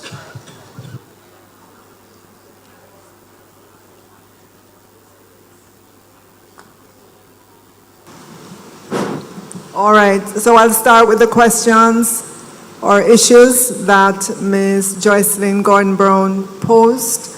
In particular, she wanted to know if it's those students who lock their hair or whatever else. What we're saying is those children who, for religious reasons, wear dreadlocks, as we know them, those are the children that we are talking about. Those are the students, not those who just want to do it for style. Dr. Troop, you want, or Troop, yes, Dr. Troop, you want to address this a little bit more? Here? Okay. All right, thank you, Minister. Good morning, colleagues. It's really a joy to see you. As it relates to the dress and grooming policy, so you know that we have had a series of consultations on this. We have spoken to teachers, we have spoken to deans of disciplines, we have spoken to principals, we have spoken to parents, we have spoken to the student body. So their leaders, we had them in a room for quite some time, and of course they were very vocal because they have been advocating for some changes in how we administer discipline in our schools and how we define some rules. So the guidelines that you will see will allow for some flexibility on the ground. So what we did was to outline, based on the discussions with you, some guidelines, some parameters that you can work within. So when we talk about the lock, we're not talking about a hairstyle, unless it is that at the local level, when you have discussed this with your parents, your student body, your teachers, and you take that to your board, and whatever is ratified, then that becomes your rule. So there will still be flexibility, there still be context informing what the final regulation in your school will be. Take, for instance, I'm seeing Mr. Gabriel. He just some time ago indicated to us that they did their deliberation and they moved to allow the girls to wear braids at school. And you know that's also done at Campion College. So there are a number of schools that have moved since the dialogue on this to have local consultations, and principals, teachers, there is a process. So we have the guidelines. Once you're going to look at your rules, you must discuss with your key stakeholders. You don't impose. You have a discussion. At the board level, there's a representative for the student, there's a representative for the parents, there's a representative for the teachers, and all of these persons will come to the table with a position from their stakeholder group that will be discussed and the board will ratify. Now, when you impose without discussion, then we have conflicts. So I want to salute Mr. Gabriel at this time because he was able to move in the consultation and make that radical change. So the lock, it's for those for religious purposes, those who are Rastafarians. But if it is that your school want to move to look at grooming in a flexible way, the consultations must be done. So we did not specify that no lock of a particular hairstyle, but the girls are allowed to groom their hair accordingly as we are moving with the time. But if you want to open that up in your school, we are advocating for the consultation process to take place, just as what we have experienced with Manchester High. So here's a principle. Non-discriminatory. So the issue is not for us to be discriminating, right? It's non-discriminatory, it's non-political, right? Those are some of the principles. We looked at equity, we look at equal opportunity. Those were some of the principles that undergirded the discussions we had right across this country. So what you'll see coming out to you is the output from a series of conversation informed by all stakeholder groups. And again, I want to reiterate, it will give you flexibility, but not flexibility to abuse, flexibility to consult, and your stakeholders agree. And we know majority carries. Your stakeholders must agree that this is the way this institution will move forward in our model of education. All right, the next question that Ms. Brown asked was why are trained teachers in basic schools not getting access to their laptops? And Mrs. Brown, basic school teachers who are permanent are eligible for laptops. And so we want you to give us the names of those teachers who have not gotten it. We're fortunate this morning to have Mr. Lee from e-learning. He has his hand up there, so we can resolve that issue. He's on, okay, you'll be on the outside at the e-learning booth. All right, good, thank you, Mr. Lee. And for the Dean of Discipline, how long after the draft?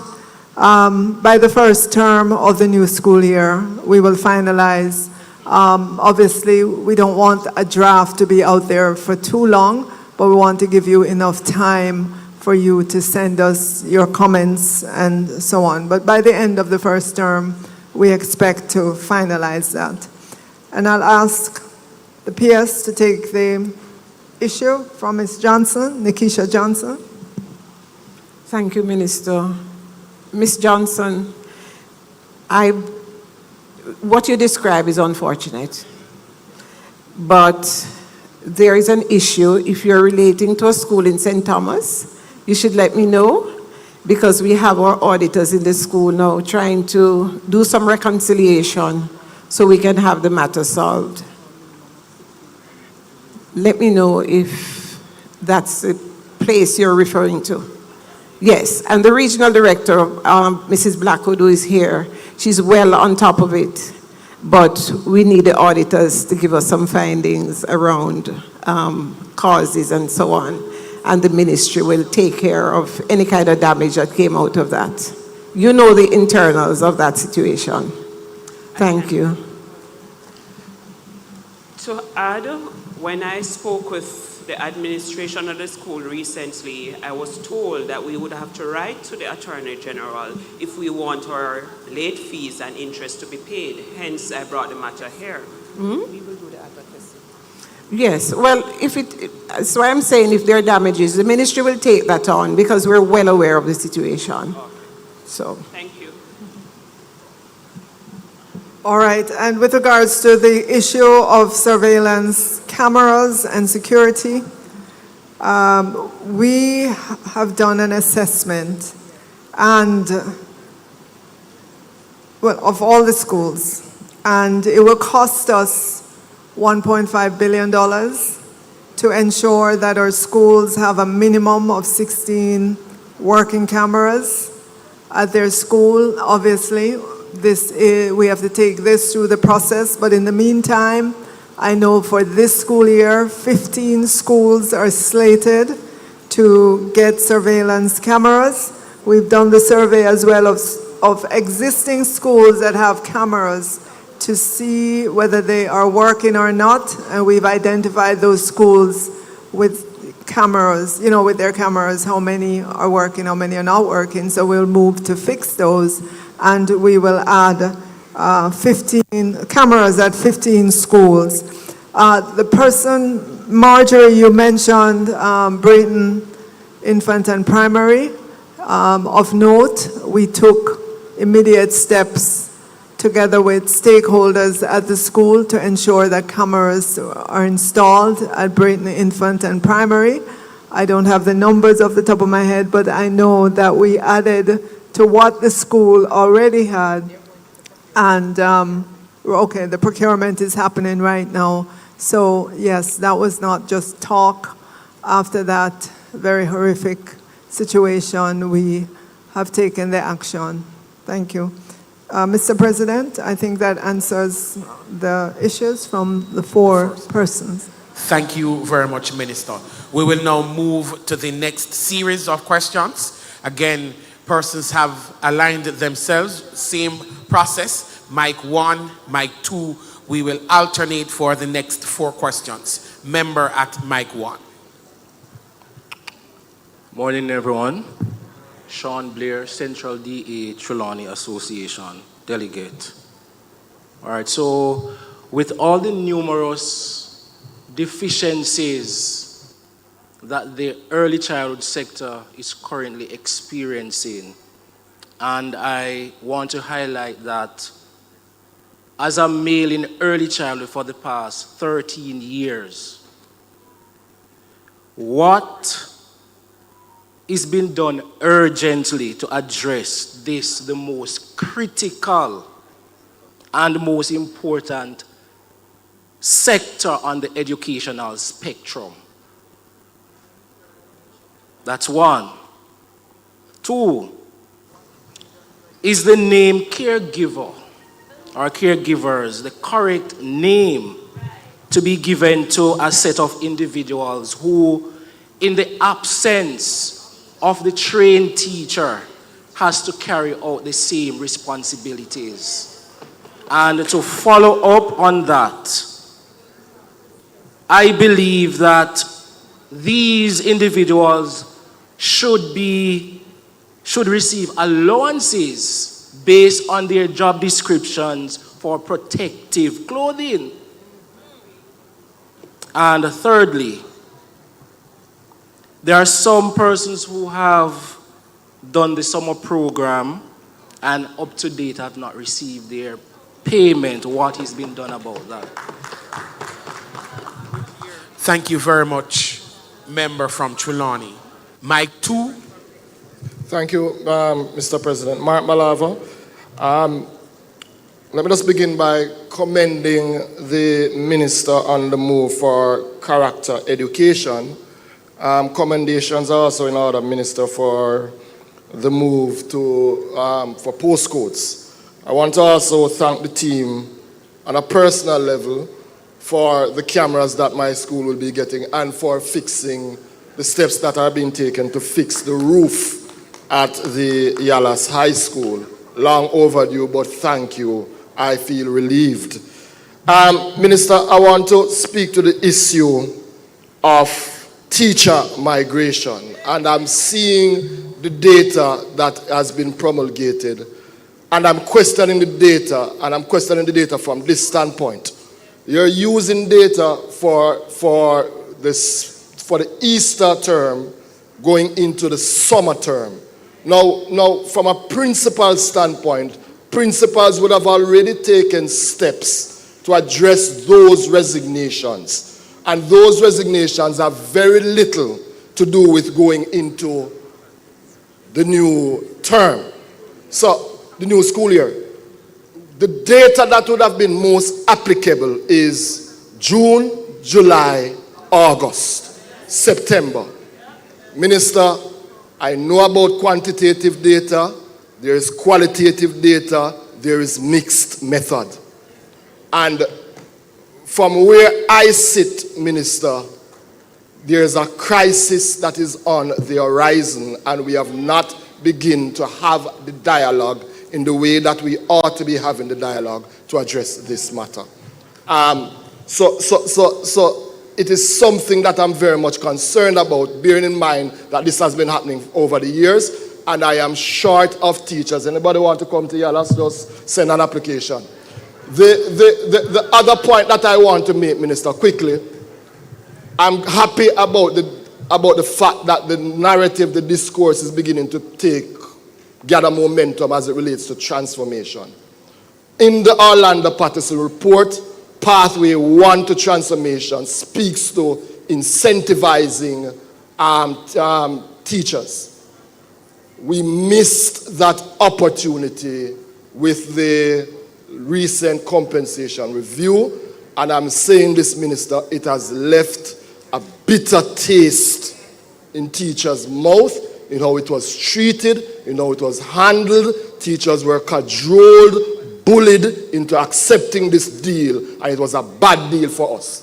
And what is worse is that we still don't get where we agree for tech. Thank you, Minister. Thank you, member. Member Mike 1. Good morning, everyone. Halima Jackson Wilkins, East DA, Kingston. I come representing early childhood, the early childhood sector, specifically basic schools. And again, as my colleague spoke, the basic school teachers who are trained teachers, we are poorly treated. And I really want the ministry to address the issue. ECC being an agency of the Ministry of Education, sometimes they do not have the answers to the questions we ask. And so I take this opportunity to ask, why is it after some 5 years, my friends, my colleagues still has to be signing this memorandum of understanding after being trained. Yes, college trained. They're still signing this document. Some of them paying over $2,000 to photocopy it every July. They're only paid for 1 week in July, and that is really doing something to their mental health as practitioners, as teachers who are making a significant contribution to early childhood education. And it troubles me.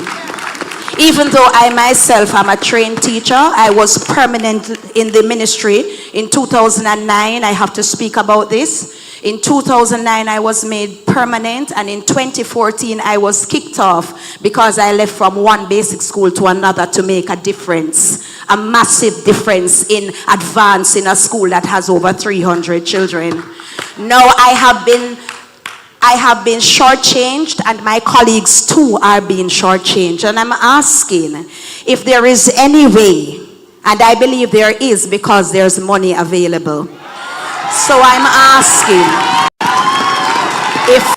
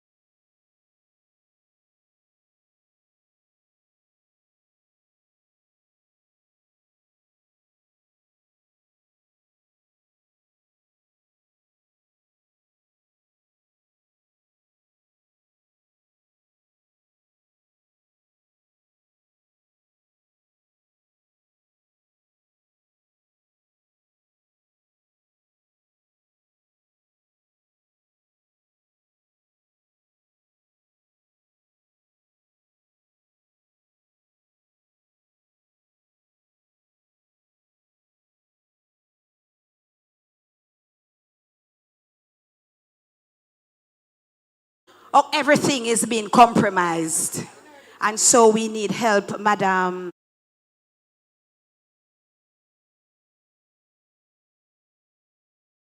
The trained teachers who are working in the basic schools. Thank you. Thank you, member. Mike 2.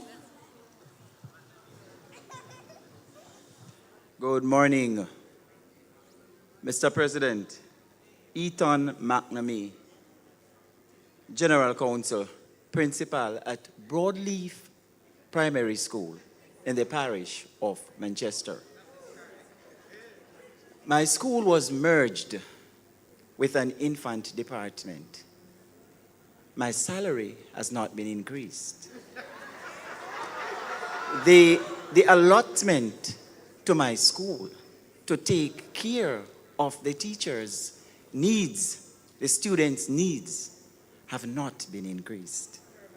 I have done a lot in stretching, begging, soliciting. In fact, I believe I now have a PhD in soliciting. Madam, we spoke about the internet. I will not even mention that this morning. What I will do, promise you, I will invite you to the ribbon cutting. I have some early childhood teachers that I have taken charge of. I call them teachers because they now have levels 1, 2, and 3, heart training. Now, the school, the infant department is woefully understaffed because you cannot get the permission to employ trained teachers. And so what I have to do, the teachers that have levels 3, 2 and up, I have to use those in the classroom as teachers. They are teachers. What I am suggesting is that you take a look into the heart-trained teachers. The level 3 teacher I have taught in the program, and those level 3 teachers, they not only are they trained, but they are doing an excellent job, and they are not being compensated for it. So look into that program to see if you can begin to see a way to certify those people as trained teachers so that we would have gotten rid of some of the problems at that level, because they're already doing the job. They just need the certification and the money to give them that perk. Another thing is that the after school extra lesson program that was instituted, a lot of us log on to it because we saw it as an opportunity to help the students to get back into streamline. To date, madam, there is no payment for some of these people. Can you give us a timeline as to when those will be paid? Because the money is not yet coming to them, even though we know that you said that you have the money. Another thing, finally, since you have the money, you identify the problem. The problem is the red tape. Now, what I would have loved to hear this morning is the plan ahead to cut the red tape a little shorter so that we can get the money. Thank you.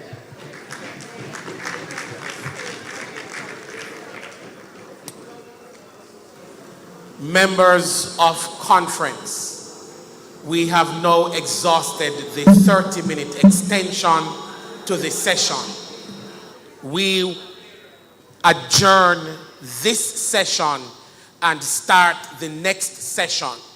At the next session, we will allow the minister to continue responding to the questions that were asked, and then we will accommodate another set of questions. Therefore, ladies and gentlemen, the 8th session of the 59th conference is now adjourned. We are now in the 9th session, and we will carry on with the business that was brought forward from the 8th session. Minister, you may now respond to those questions. Thank you, Mr. President. I'll start with the issues and questions posed by Sean Blair in terms of deficiencies in the early childhood sector, what is being done.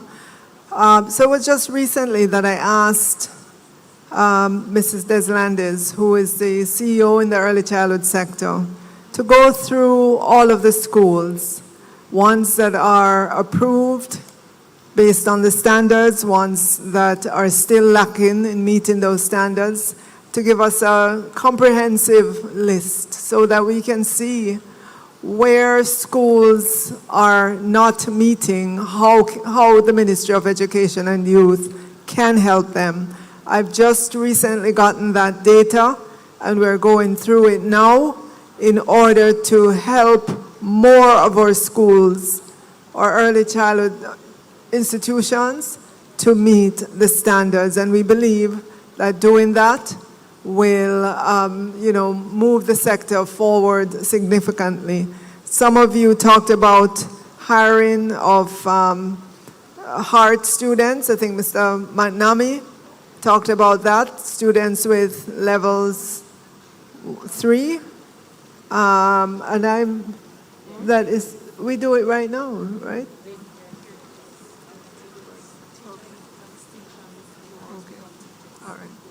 I'll ask Dr. Troop to come in as well on this, on the early childhood sector. But I can tell you, in terms of what is being done urgently, we are ensuring we have more trained practitioners in the early childhood institutions. We're looking at the infrastructure needs as well. And this year, for the first time, the sector was able to complete the readiness assessment of all the children in the early childhood sector who are 4 years of age. And so we have a lot of data that can help to guide us going forward. And this is a program, an assessment that has to be, we'd like to get done every year so that we're catching early those students that are exhibiting early issues, and we can help them before they get to primary school. So infrastructure needs, trained practitioners, the assessment, those are some of the things that are being done in the early childhood sector. But I know that you raised other more granular issues about the practitioners and trained teachers, and I'm going to ask Dr. Troop to make that distinction for us. And in cases where persons mention basic school, we want to make sure that they're not saying basic school and meaning an infant school, because there is a distinction between the two. Basic schools are private institutions that the government does provide some support for in terms of paying a teacher to be in, paying subsidy for a trained teacher to be in that institution. But we want to make sure when you say basic school, you really mean basic school and you're not talking about infant school. So Dr. Troop, you want to just take that? Thank you, Minister, and I think you touched it right there. So colleagues, just to clarify a little further, so majority, I think we have 2,000 plus, Minister, you said it earlier in your presentation, of private early childhood institutions. So these are what we call basic schools or early childhood institutions. For some other institutions, we label it that way rather than saying basic schools that we're accustomed to. And you know we have infant schools or infant departments. Those are government-run schools for early childhood, for the early childhood level. So if it is that you are working in a basic school, there are some things that we do to support that level of operation. One, we may speak about merger, where we look to see how viable your institution is, or close you are to several other institutions that may be very small, and we look to see how we can bring all of those schools in one space together to form one school. We formalize the arrangement and we create an infant school for that space. Some institutions would say to us, we do not want to hand over our product to the government, we want support. There was a policy decision that was taken to support you with a trained teacher. Now, the criteria for that is that you would need to have an enrollment of 50 infants or more for a consecutive 3-year period. So once you are formally established for 3 years, the government will provide a trained teacher for you. That was the establishment, that was the agreement in the policy framework that was developed some time ago. But when you get that subsidy or you get to be employed as a government-trained teacher deployed in a basic school, you are employed to the ministry. You benefit from the terms and conditions of the education regulations. Remember, as per the regulation, you do not transfer as a teacher with your benefits because you are employed to a different board. So if you resign as a trained teacher in a basic school that we have an MOU with, an establishment, you are getting that teacher, you move to another institution without that support or framework, that benefit will not follow you because you are moving to a new board, a new institution, and that is explained in the regulation. So it's a policy that we are guided by. If you move into that institution and your new institution is aligned to the established criteria, then the board for that school applies to benefit from the trained teacher policy. And we work that through with you, and we provide that support. Teachers, as you know, we don't transfer with our benefits. We created an opportunity throughout the pandemic, and as we are treating with the shortage of teachers for those in overstaffed school to move with their benefits. Whether you're a senior teacher or not, we created that, right? For a temporary measure once you're moving into a clear vacancy. So there are opportunities for that, but when you're in a basic school, it's a different arrangement. It's a private entity, it's a profit-making entity for some path, but others are not making much of it. And so we come into a partnership to assist you. Outside of that framework, ECI, or ECC rather, the Early Childhood Commission, they provide you with a subsidy. It's not a salary. It's a subsidy to complement what you are able to provide your staff through your board. In addition to that, the Early Childhood Commission came to the Ministry of Education and said, in addition to the subsidy, we have some schools that really could benefit from some trained teachers, or they have trained teachers, but their boards cannot pay them a trained teacher's salary. Can you help us? The Ministry of Education provided a grant to the Early Childhood Commission to provide a salary to trained teachers within basic school, but they are not employed to the government because there may be one trained teacher in that school already. That's the policy. But there may be others. You have upgraded yourself, and the ministry provided that subsidy. So it needs to be clear. So you may have the trained teacher, you may be getting the trained teacher subsidy, you may be getting the regular subsidy, you get your nutrition support, etc. These are some of the things we provide. For those schools that agreed to transfer to the infant school or infant department status, we are working through that. This year in the budget, we have $171 million targeting 24 schools to bring over into government departments. I think we will be able to get about 1,200 infants benefiting from that $171 million investment. So that's part of it. I think Latoya will also outline. NET is working with us. The minister gave an instruction that we need to look at those early childhood institutions that are not up to standard and develop a budget space for us to upgrade the infrastructure and for us to train the teachers. So Latoya will give you a little bit more about that as to where we are now and when we'll be able to roll out that program to support the early childhood sector.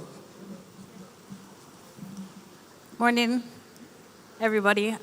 So we got approval from PIAB, which is the Public Investment Appraisal Branch, for our project concept in June.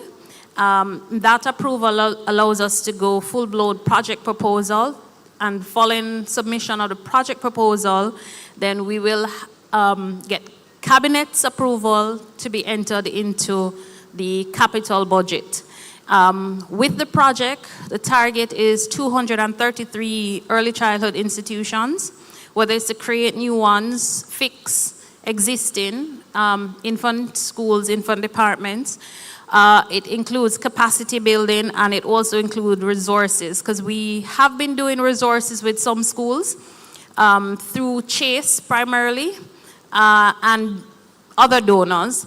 So we recognize items such as play equipment, playground, the manipulatives for the classroom, the furniture, are all needs. So those items have been incorporated as resources that will be provided to the schools that are targeted, and capacity building is a critical element in partnership with JTC, Chase, and we're also looking to partner with JSIF for speedy rollout.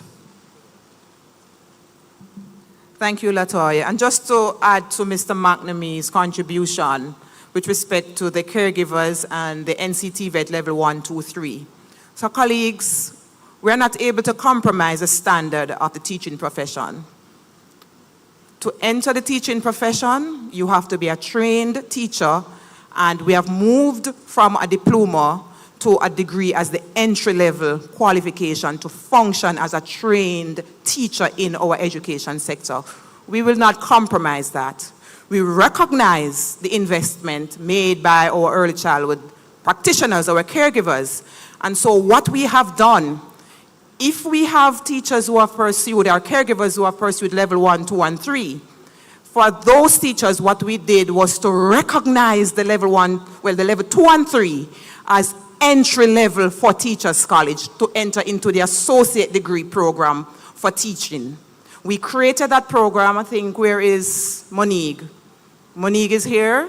I saw the principal earlier. We have a program, an associate degree program in teaching, and that degree program will move, that associate degree program will move them into a full-fledged teaching program.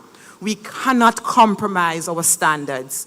We will create learning trajectory, learning pathways for the caregivers, but they will move themselves up to at least a first degree to be qualified as a trained teacher in the education sector in Jamaica. We will not compromise that. So we will support them. That project that Latoya spoke about, it has capacity building in there. We will create scholarships for them. We will help to move them along the trajectory so they can get to that level of recognized teacher training in Jamaica.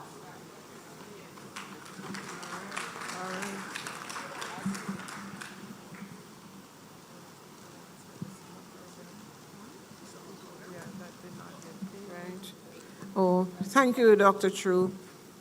Yes, Minister.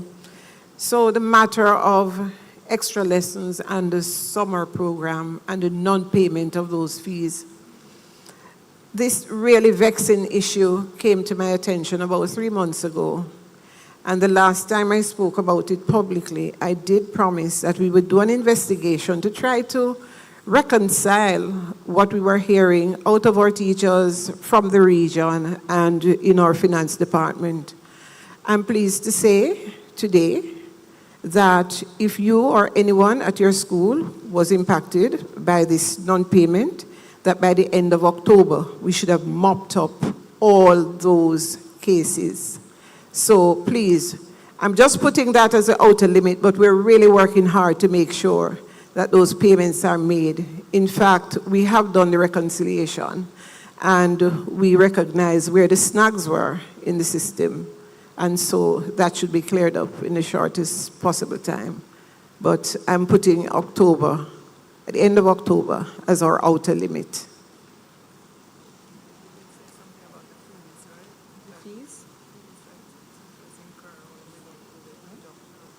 The fees, interest payments.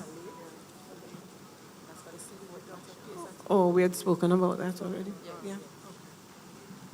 All right, thank you, PS. Let me answer the questions and issues that Mr. Malava put forward. But first, let me say, Mr. Malava, thank you for publicly acknowledging work that has been done. We don't always get that, you know, in the public space. We get the negative most times. So when someone stands up and says, we asked about postcodes, and those are being done. You asked about you raised the issue of your roof, and that is being fixed. Character education, we want to really thank you for just publicly acknowledging that. With regards to the data on teacher migration, when I spoke at the cabinet press briefing last week, was that last week? Last Wednesday, the data that I presented was data looking from January to September 2023, and that was the data we had as of that date. Will it change? Yes, because when we looked at September, we just had a few resignations effective in September. So we're expecting as August winds down, because I'm being told that traditionally teachers do not necessarily resign before the end of August. So the number I presented, which was 427 between January and September of 2023, that number could increase as we get the resignations for September. But that does not change the fact that in January of 2022 to September of 2022, 1,538 teachers resigned relative to 427 that we're seeing for that same time period. So those were the numbers that I presented. So June, July, August, and the information that we had for September is in those numbers. And as I did last year and will do again this year, as we get new information, we will update Jamaicans. And that is why we have announced all the strategies that we have announced, because not only are we dealing with teachers who have resigned this year, but as I said earlier on, we approved all of those teachers and the principals who requested to go on their eight months leave. We approved that, so we recognize that there is a gap to be filled.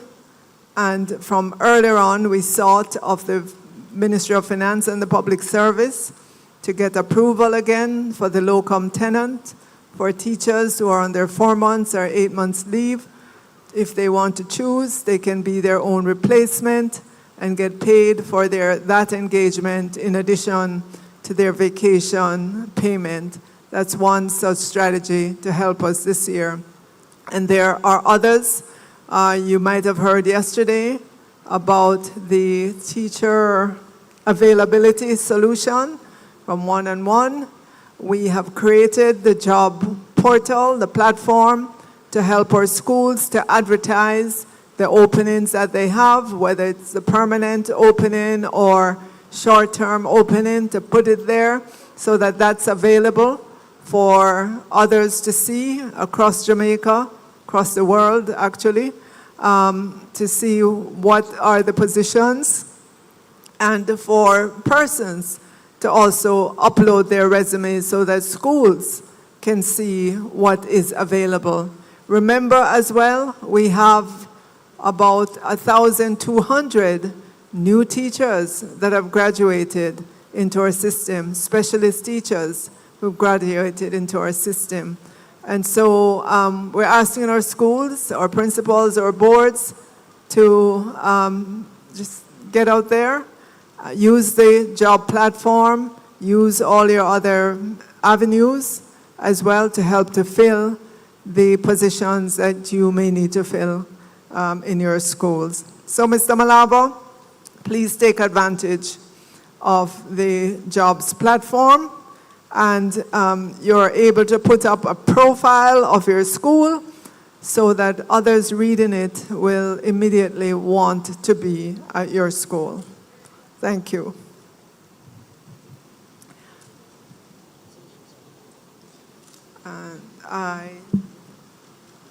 I think we've covered. Yes. Okay, Minister. Thank you. Colleagues all, there are some logistical issues that we must take care of. The hotel has made available a desk just outside the conference hall to facilitate the checkout process. Remember, it is imperative that we check out at 12 o'clock.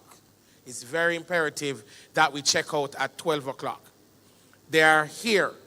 They are inside, right outside the hall there.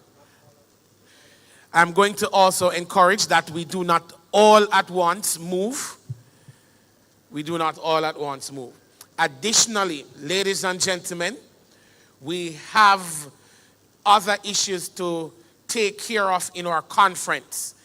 I must cap the line at this time, so I'm asking for all the persons who are desirous of asking questions of the minister, please align yourself behind a microphone and we will cut off at the last person there. I'm asking a member of credentials to, Ms. Bromfield, are you the last person in that line? Please ensure that we cap the line, please.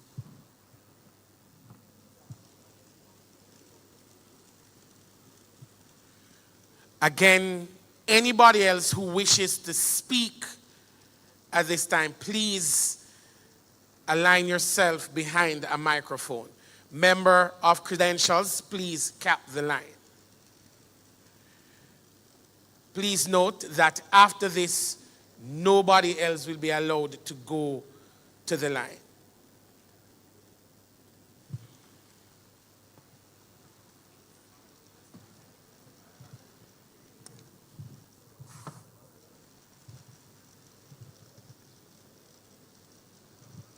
All right. Ladies and gentlemen, again, I ask us to be as succinct as possible. Please leave the preamble and ask the questions. Remember, we are all the way in Negril and persons need to get home safely. Mic 1. All right, good morning, colleagues, morning conference. Madam Minister, this is Dorian Allen Rainford, and from the Kingston North Central DA. Madam Minister, as it relates to security and with the fact that we have cameras being placed in a number of schools, does this mean that the infant and primary schools will no longer have to apply at the beginning of the year for a watchman? That's number one. Number two, I heard you speaking about the policy document that governs devotion in schools. I'm asking you, Madam Minister, was there any consultation with the stakeholders of the various schools to see what works best and what is most effective for each school? Because when we speak about it, when we look at the matter of indiscipline in schools, then there are certain schools with various challenges, and therefore one of the avenues that they will focus on is to ensure that the spiritual upliftment of those students are catered to. My point number 3 and my question number 3 has to do with teacher migration. I have listened and I have noted a number of strategies that you have put in place to enhance how schools are actually manned at this time. As it relates to teachers, we know that the brightest minds and our more experienced educators are leaving our shores. Now, in terms of incentivizing these teachers, what is actually being done to ensure that the teachers who are graduate trained, who have lost those benefits, and also the increments that they would have gotten in terms of years of experience, what is actually being done or in the pipeline to offset and to enhance and to help these teachers to actually want to remain in the system? All right, thank you for your questions. Ladies and gentlemen, again, we have to manage the time. We must manage the time. And I'm going to respectfully ask that we limit our questions to no more than 2. No more than 2. Please, we have to be cognizant of where we are. Mic 2. Great afternoon. Great morning. Conference. Annette Clark is the name. St. Andrew Parish of Southwest DA as well. I want to ask a question of Madam Minister concerning those persons who appealed for 4 months. Last year you gave us an update on the appeal status, and this year we want to find out. Thank you.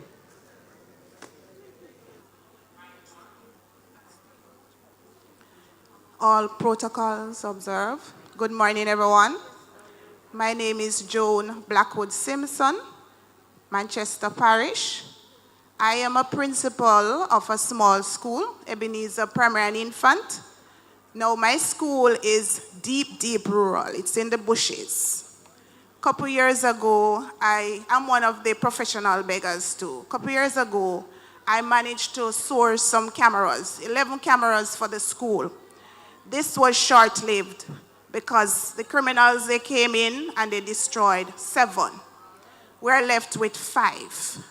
Madam Minister, I am seeking your assistance in reinstating the camera system at my school, please. My second question, my second point is, in 2021, my school was given the approval for a watchman. As I stated before, my school is deep rural. I was unable to manage to get a watchman at that time. However, I tried and I got someone. Now, when I wrote to the ministry, I was told that that offer no longer exists. Madam Minister, I'm asking you to try and help me. Thank you. Thank you. Mike 2. Marvin Daly, DA President Nakalva. Mr. Bailey, before you ask your question, can I, Miss Blackwood Simpson, what school did you say? Ebenezer.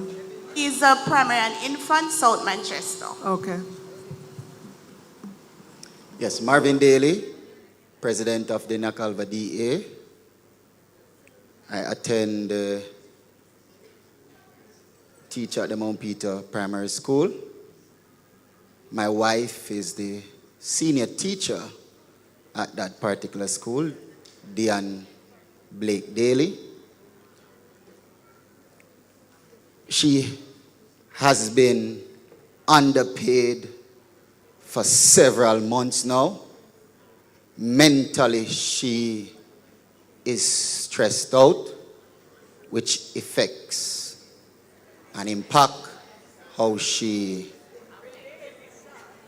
deals with the children at school. I don't know, Madam Minister, if you have ever been underpaid before, or if you have ever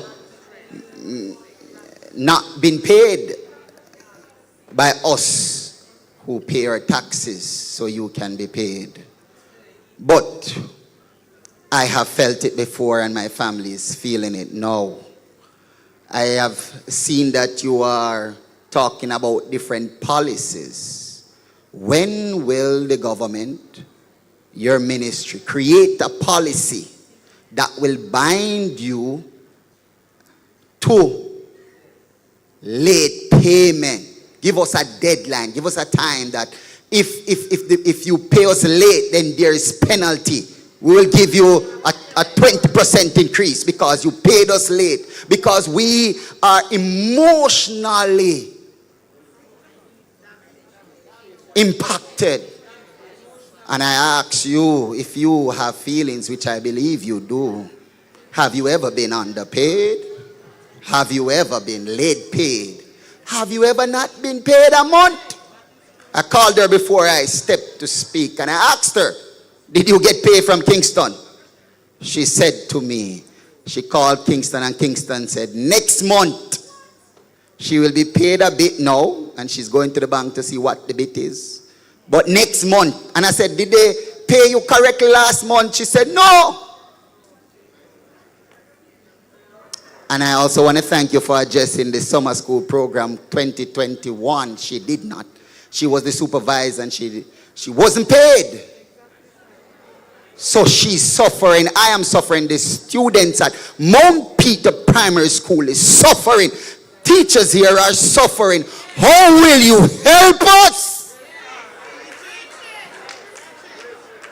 I am tired of. We need action. How will we be helped? Feel her pain.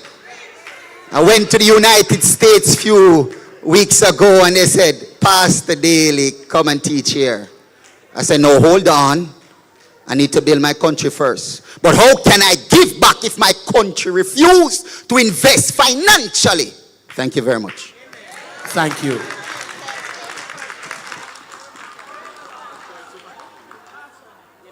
Minister, please respond.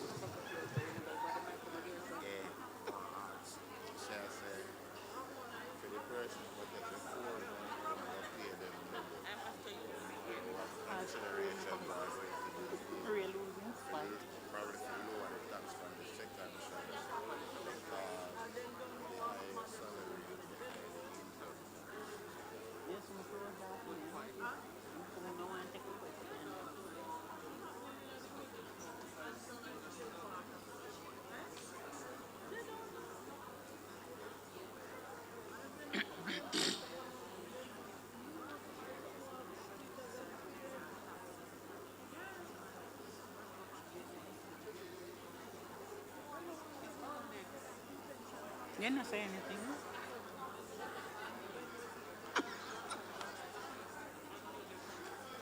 Intermission.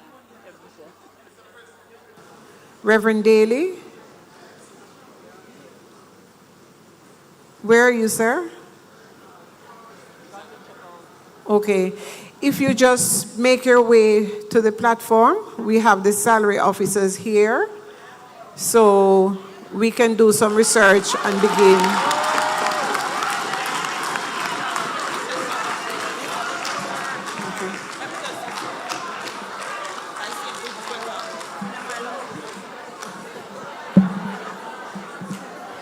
Mr. President, through No, no, you, no. sir, it's because Hold I just wanted to ask about just the a safety. second. Just a second. Madam.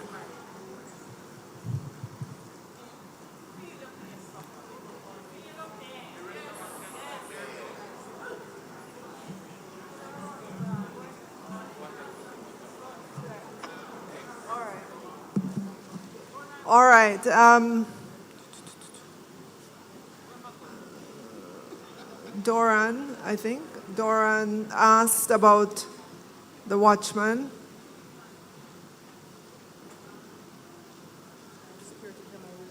Oh, no. So, even if your school has security cameras, that wouldn't replace a watchman at your school. So, let us know of your particular situation before you leave here today. Just give us some more particulars, and we will look into what is available for that particular school. In terms of, and I know issues of salaries have been raised here today, and my answer is that the Ministry of Finance and the Public Service is a ministry in charge of salaries. Of course, from the Ministry of Education and Youth, we will provide whatever support is needed, data, information, to ensure that the issues that you bring to the table, they have some resolution. With regards to teacher migration, I don't know that I accept that it is the brightest minds that are leaving, because I know there are many bright minds in this room today. Yes, yes, so let us not get caught up in the rhetoric that is going around. There are many bright teachers remaining in Jamaica as well. With regards to persons who applied for their 4 months leave and appeal, the numbers, there were 134 applications. Appeals, there were 134 appeals, and we so far have approved 35. So those are the numbers. And for Ms. Blackwood Simpson from Ebenezer, you want 7 of your cameras restored. We will definitely put that on the list. It's in the audit as well. It's in the audit as well. And you said that in 2021, you got approval for a watchman.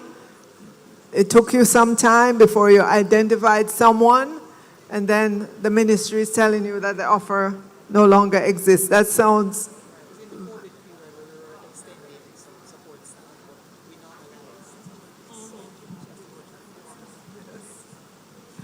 Okay, if it's 2021, Minister, during the COVID period, we created an opportunity for our schools to benefit from support staffing. So we had a little budget space at the time because of the flexibility that the pandemic provided. We weren't funding everything as normal because students were not in school, so we were able to move the resources differently based on the needs of the system at the time. But now we have regularized. We have to go back to the standard funding processes, and the funds for subvention is not something we can via PS. It's sitting right beside me. We have to seek guidance from the Ministry of Finance for that. And so at this time, if it were additional, we would not have that budget space. But what we have done since, colleagues, if you follow your bulletins, we sent out a bulletin advising our principals how to proceed with the requests for additional staffing. During the pandemic, we were able to provide resources without post codes. Now with the introduction of the MyHR Plus, we need post codes to pay. So we wouldn't be able to just say, go ahead and employ a watchman or for any kind of watching service, because we need post codes to pay. So please, principals, if you're in this room, teachers, when you go back, remind your principals to utilize the post-creation procedure so we can take it through finance, get that code, so we can properly pay the persons who will perform the watching service. Outside of that, at this time, with the technology layered onto our system, we cannot employ without post codes. And I'm reiterating that just in case, because I know we got accustomed to just following some procedures during the pandemic, but we have normalized now. We need post codes to pay. Don't take on anybody and send them to the ministry and said, oh, we need the person because we qualify. If you do not have that post code, do not engage. We cannot pay without a post code. So please pay attention. The MyHR Plus system needs it to pay. So I'm reminding our principals to pay attention to that, and that includes the guidance for the support staff as well. Thank you.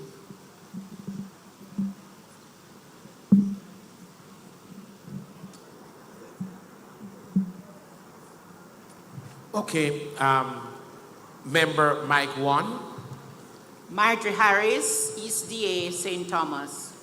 Minister, I asked 2 questions earlier on. I noticed that the second question was not answered. And the second question is, what about schools that have well-fortified fencing, but there is nobody to man the gates? So we need to know, what do we do? The school that I work at, we have a well-fortified school, but we don't have anybody to man the gate. Anybody can walk in, snatch any child, kill any teacher. So I need to know, what do we do? Noted. Mike 2. Carol Brown Clark, Central Clarendon DA, and principal at Tollgate Primary and Infant School. My first question was just done right there. I also serve as QEC, President QEC 51, and my principals have been texting. They're saying that they have applied for projects with Food for the Poor, that's a primary school persons, and there is an hold up because Food for the Poor is saying that documents that should come ownership from the Ministry of Education are delayed, and this is causing the schools not to be able to, get these projects done. So I need to know why. Thank you. Thank you. Mike 1. Good morning, Mr. President. I'm Ray Howell, trustee. First, I need to commend the ministry for granting the number of 8 months leave, long in coming. I hope you keep it as a follow-up going forward. I also commend you for the postcodes, but they have indicated a 1,964 postcode for the academic and administrative staff. Could you update us on those in the primary sector? Because most of those persons in the primary schools are temps, And many of them are working for 25, 30 years. I'll be going home without anything.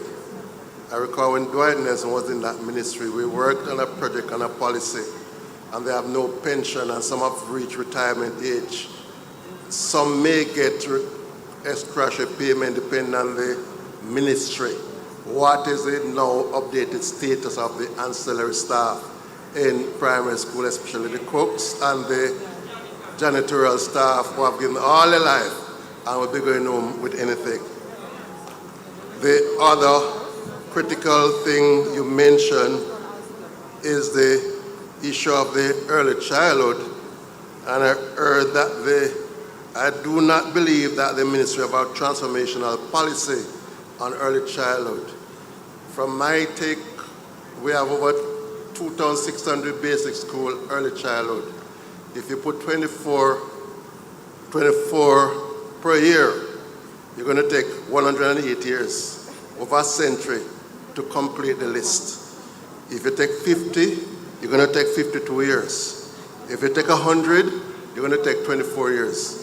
I think if we're going to fix education, we need to fix the early childhood, especially getting those early childhood basic school out. As I indicated from the data, we have over 2,600 of them. The ministry must have a timeline to get all schools in the system with trained teachers who have the necessary competence in early childhood education to deal with the issue. Otherwise, we're going to just talk and talk. The final point I want to make, I heard you mention the issue of you have enough money. The question I want to know, is it on the capital or recurrent? Because I do know from where I sit in the system, you always have money on the capital but not in the recurrent. And the capital especially need to go through a long unnecessary process in terms of procurement. And from where I sit, if you make arrangement for some of the schools have the competence to do the work, to build the schools at a less cost than going through all those rigmarole. And I'm a testimony for that in transforming schools in terms of building and processes. We need to find a way to get all those middlemen, cross processes to cut the cost. So the question is, madam, is it you have enough money on the capital, or is it that you have enough money on the recurrent? I do not believe you have enough money on the recurrent. Prove me wrong. Thank you, member. Mike 2. Good morning, everyone. Yes, I'm sorry, it's good afternoon. Patrine Daly Chambers from St. Elizabeth. Madam Minister, I stand before you this morning demotivated and dejected. I'm not a principal, I'm just a lowly teacher. You mentioned that our administration should elevate and support and motivate us. But my question to you is, what are you doing to reignite the passion of the teachers for September morning? Thank you.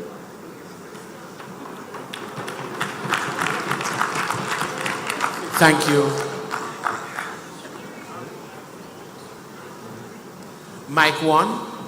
Good morning all. Ramona Bromfield, Portmore District Association, principal of a grade 2 school.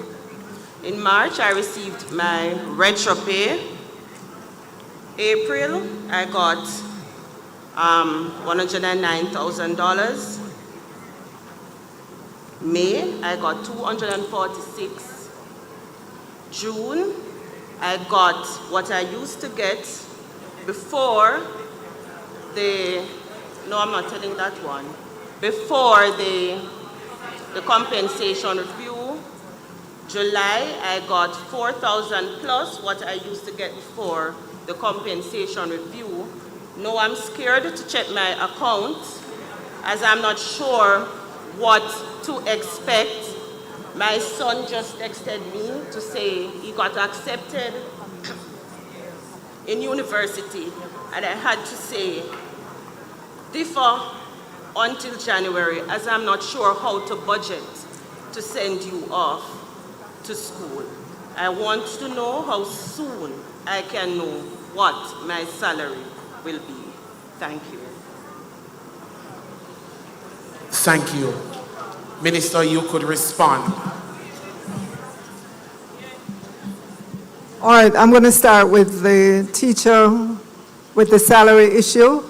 Teacher, I didn't get her name, but we have our salaries people here, and they can help you on the spot to help you understand the different amounts that you are seeing in your salary on a monthly basis. But I want to say that I have taken a look at some of these salary payments, persons who they've sent them to me because they're saying, how come I got this in 1 month and a different thing in another month? And in the cases that I have seen, and I'm not saying all cases, in the cases that I have seen, the variability in the monthly salary has to do with the change in the deductions that people have, and there might be some change in the taxation. I am not saying it is in all cases. Please understand what I'm saying. The ones that have come to me, the teachers who have sent me their pay slip 3 months or 4 months, when I looked at it, and you look at the numbers, you look at the variability, that was what I saw, and we went back to the teachers to let them know that yes, in this month, you had a request not to have a deduction, but in the other month it was reinstated and so on. Again, not all the cases, that's not what I'm saying, but that's the issue. Yeah.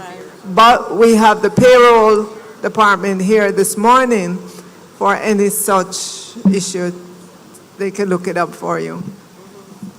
Thank you, Minister. I'd just like to add, colleagues, and I want you to listen carefully. The JTA has been on this issue on your behalf.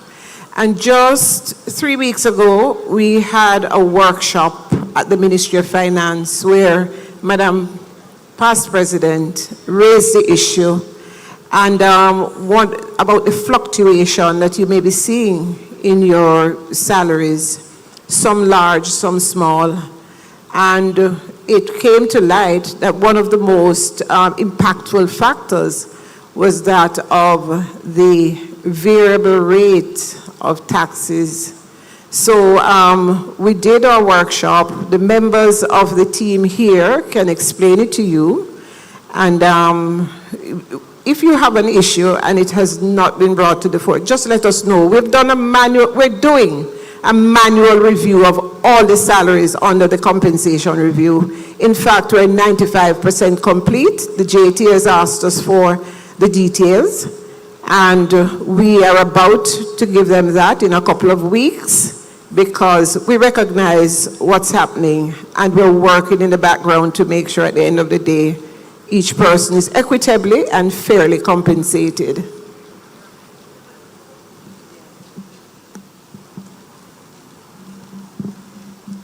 So Mr. Harris asked, what about this? Is it Mr. Harris or Ms. Harris? Sorry. What about schools with fencing but no watchmen? I'm told, again, you have to apply to your region, through the region, right? And we have to go to that process of applying for postcode so that you'll be able to take on the watchman. So please, if you have that issue, your regions are there to help to guide you through the process. For the teacher from Tollgate, in which the school applied to Food for the Poor, and they're waiting on documents from the Ministry of Education and Youth. let us have the name of that school. I know we have our director of Technical Services Unit, and he can tell us exactly where it is in the process and why it's taking so long. But we'd love to get those documents to you for Food for the Poor so that you can have whatever it is that the Food for the Poor is going to be doing for your schools. With regards to postcodes, it was across the board, primary and high school. Did we do ECC? Yeah, the postcodes was right across. So primary schools were included as well. Yeah. We don't have the breakdown on hand, but we can tell you exactly primary versus secondary, exactly how many postcodes and what positions there were for. Sorry to interject, Minister, but could you speak to the postcodes for security officers and other personnel? Are they all involved in this?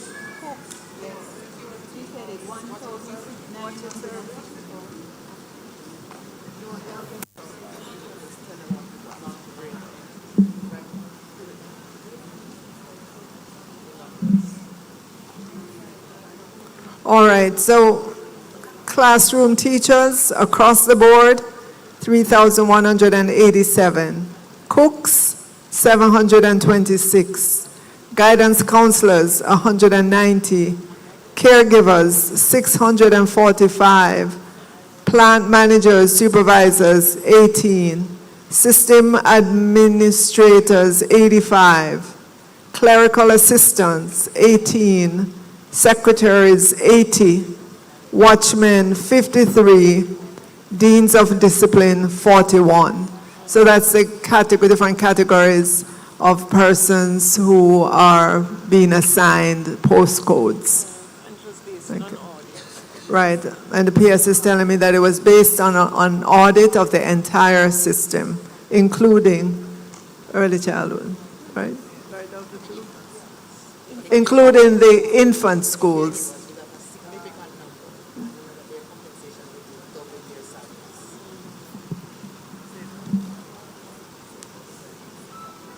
Right, just to reiterate what Minister said with respect to the caregivers, we really went out to assist in this category. We got 645 caregivers this year, and those letters should be out in the schools.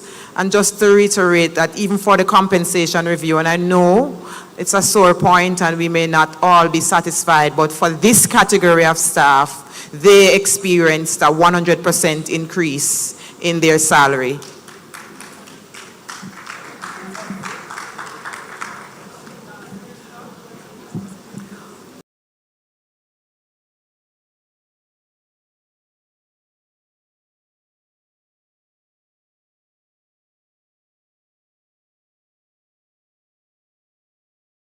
Funding to do what we need to do on an annual budget is there.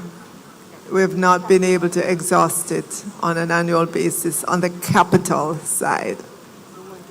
And we're going to shore up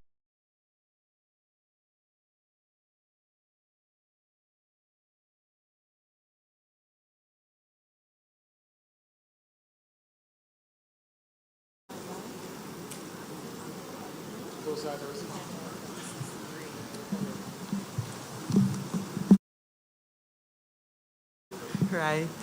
So Mr. Howell asked about timelines for the ECC modernization program, and that we need to indicate by when. I just want to remind the colleagues that not all of these institutions will agree to be modernized or come over into the government teaching service. In the same way, we have prep schools actively running alongside our primary schools. They are a viable sector, and they are not interested in becoming primary schools. They want to run their own businesses. We have early childhood institutions who want to remain as such, running their own private entities. What we are looking at is to respect that, acknowledge that, and audit those schools that really want to come over, and we will work with them. The first part of that, Minister directed that we should look at rolling out the staffing support, because we recognize that the value of a trained teacher in these institutions make a big difference. And so that's part of what ministers asked the ECC to look at. Let us look at these institutions, how many teachers they need to have, what's the cost to remunerate these persons, and see if we could create a pathway in that approach while acknowledging the individuality in the institution rather than transforming them to government sector. Because not all of those institutions would like to do so. They are family businesses. They tell us that they want to hand it down to their children, and it has been in their families for years. So we have to be careful how we transition, and we have to show respect for that in the same way we do so for the prep school. So I just want us to understand the dynamics in the sector with respect to the basic school situation. Thank you. And then I think the final question or issue had to do with what Ms. Chambers presented from St. Elizabeth about how are we going to reignite the passion of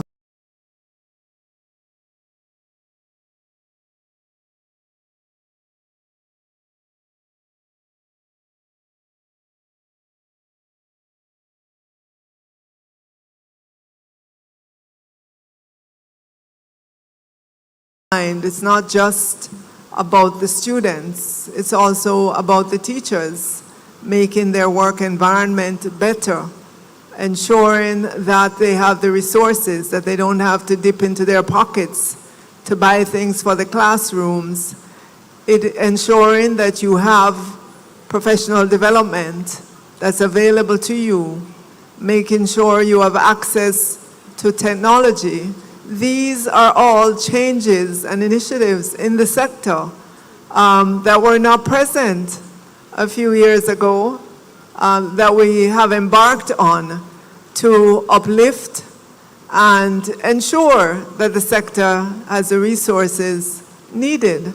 It is going to continue to take time and more capital to do, but I gave you the commitment. I explained the major initiatives that we're working on in terms of technology, infrastructure, and we will continue to present these. I mean, to do the postcodes, that's an upliftment. There are many persons who've been working in the system 10, 20 years who do not, over the years, have not felt secure in their positions because they don't have this coveted postcodes. It took us 2 years to sort through all those persons who did not have a postcode, to present the justification, to look at your records, to pull those records. But we stuck at it and we did it because it is important that you feel comfortable with your security of tenure, and that when you get to retirement, you don't, have this thing coming at you out of the blue saying, oh, we don't have a postcode on record for you, and all the issues that flow from that. So these are some of the things that have just lingered in the sector for a while that we've taken on to get resolution, to get improvement. I mean, approving teachers for their 8 months leave. I've looked back at the history, and every year there are teachers who are denied. And there has been, up and down in the public domain, complaints about teachers losing their benefit, because when you get to that point in 10 years, there's no more vacation that's accruing for you. If you work another year, you're not getting another month. These are things that, when they came to my attention, I could not let them just stay and not do anything. So there's a lot to be done. Remember that the education system, as we know it now, dates back to independence. We are modernizing, and the whole issue of transformation is on the table.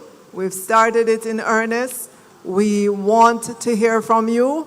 We've given you a commitment about input into policies, input into other areas of education. We want to resolve all those niggling issues that have been around for years. And I believe we're solving them, taking the biggest ones, prioritizing them, and resolving them. And that's the commitment that we make to you this morning. And I believe that you are seeing some of the fruits of the work that we've been doing. Thank you. Thank you, Minister. I see the chair of credentials at the microphone. Go ahead, Madam. Thank you, Mr. President. The time allotted for the 9th session of the 59th annual conference has elapsed beyond 3 minutes of that allotted time. I now ask, sir, that you request a motion for the business of conference to continue for another 27 minutes. Thank you. Thank you. Ladies and gentlemen, the motion is before you. May I ask someone to move? So moved by Mrs. Hendricks-White, seconded by Trustee Ray Howell. We will proceed with the business of conference in this 9th session for another 27 minutes. There are 2 other individuals standing at the mic to ask questions. Only those 2 persons.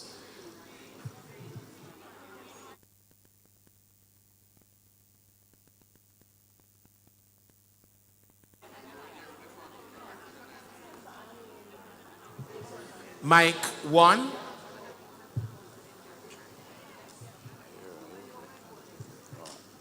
Microphone 1. Thank you, sir.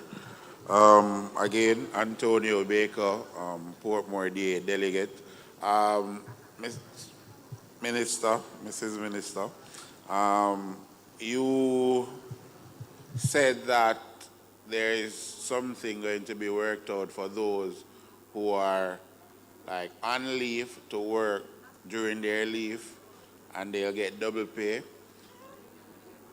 Basically, one pay for your leave. And I want to ask you, madam, that in the same way consideration is being made for that consideration also be made for the second salary, either to be tax-free or calculated at a different rate. Why I say that is because the higher the salary, the higher the tax that is withdrawn. So I might not necessarily see it as a benefit to have my money being, a whole chunk of it being taken out to return to the government. Just saying to consider. You don't have to, it is up to you. Secondly, a colleague of mine had asked me to ask, what is the timeline for the shift schools coming off shifts? Thank you. Thank you, sir. Mic 2. Good afternoon, colleagues, Mr. President.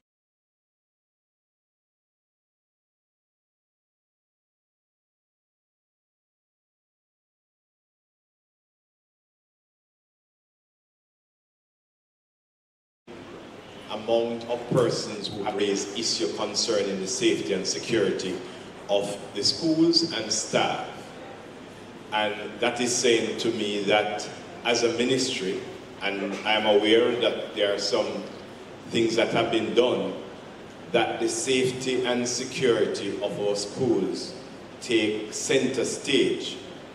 As deans of discipline, we are engaged in safety and security of all staff on a daily basis.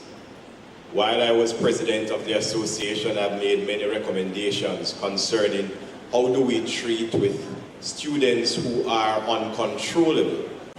And I'm not sure if we have made any headway concerning such.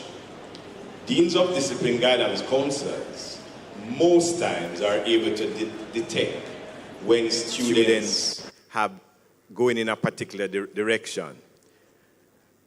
The ministry doesn't necessarily want principals to suspend these students out of school. The recommendation and the question I've asked, can we find a way to create a place so that when these students are suspended, an intervention center, I called it while I was president, where these students go into this space with all the necessary resources, the counselors, the dean of discipline, the psychologists, the name it, in that institution, so that the police, 10 years down the road, don't have to be trying to find a gunman or a gunwoman, but we are able to at least cauterize and help these students on a path of recovery. Too often, we have seen, we see the students who are the ones who are creating mayhem in the system.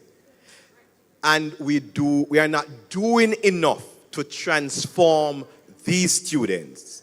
So I'm asking Minister, I know we have just meds and all of that, but we need a partnership between the stakeholders, the army, the police, find a way so we can engage these students so that we don't have to, they don't have to face in a gun and they are drawn by gangs and so on later on. So intervention center in every region is needed. Or if not in every region, give us something. We don't want these students to be suspended and create other problems in their communities. We want transformation.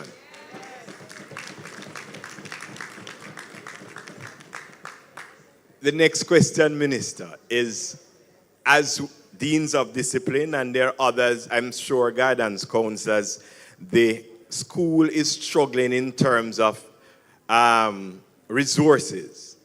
Our conferences come up, and many of our administrators are saying they don't have the necessary resources to send our counselors, our deans of discipline to these conferences. Can something be done that resources are allocated so that these individuals can benefit from these conferences? Thank you. Thank you very much, member. All right, so we did say 2 last questions, but there is another member standing at the mic, and we will be extending the courtesies to you. Go ahead, member, please. Thank you. Good afternoon, conference. My name is Dion Bailey, delegate of Kingston. All protocols observed at the head table. I stand here this afternoon feeling like a woman in a very abusive relationship. And the reason why I said that, in the period of the pandemic, the basic school teachers, we had meetings with Madam Minister and Madam Chief Education Officer online, right? In these meetings, this notion is going around that basic schools are private. Indeed, some are private. But to my remembrance, at 85% of the basic schools in Jamaica is public-private. Why do I say that? They said that basic school belongs to the community. Who owns and maintains the community? It was done through a councillor. And these communities make up constituencies, so we have member of parliament have the privilege in sitting in the House of Representatives. Now, I fall in the 85%, which is public-private, and I am on the fence. I don't know if I should go left or I should go right. And I stand here as a trained teacher from the Michael University, and I am passionate about my job. I will never trade my knowledge, my passion to go into a primary school. I will never do that. I am a proud basic school teacher, and I've spent 18 years in the inner city, and I can name that community if I wish.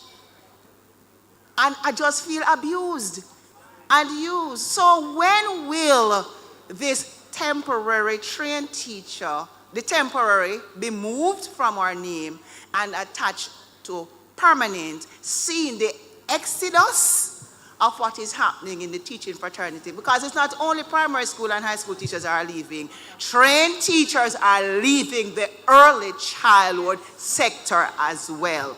Madam Minister, Madam Chief Troop, please let me feel loved and appreciated in this relationship. I thank you. Thank you. Thank you very much. Thank you very much, member.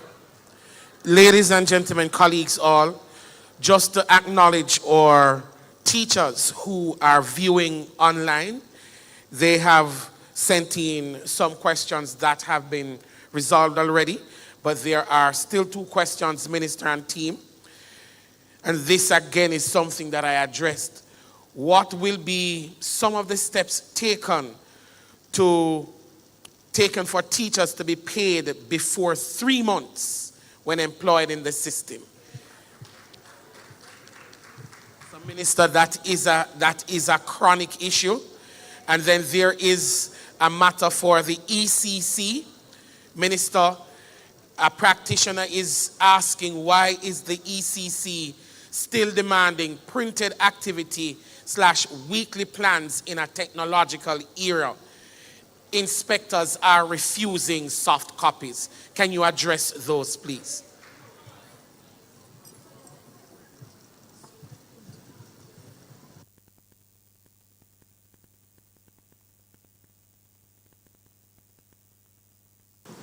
All right. I'm going to call on Dr. Troop with regards to the ECC. But I will take back the issue of the printed documents versus the electronic documents back to the CEO, given the age that we're in, and they should be accepting electronic documents unless there's a requirement for a signature on a particular document or so. So I'll take that back and find out what are the limiting factors. Can we transition to having electronic documents being accepted? So I'll take that one back on. Dr. Troop or PS, could you speak to the temporary trained teachers? Okay, I think I alluded to that earlier, Minister. It is a support that is provided to the basic schools as requested by the ECC. As indicated, the definition of your institution will impact how the government resources can be used. You said that your institution came out of a community design. I am not seeing the passionate teacher. Can you say if your school applied to be converted or to be modernized? So that's very important. She's coming.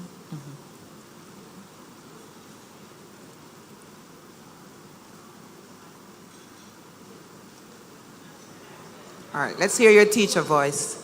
Oh, it's back. Want to hear my teacher voice? Let's go. No, Madam CEO. We did not apply to become under the government regime. Is that your interest? Fully government regime. Okay, so let us stop at the end of this conversation because we need to start the application process. It will be a pleasure. All right. Thank you.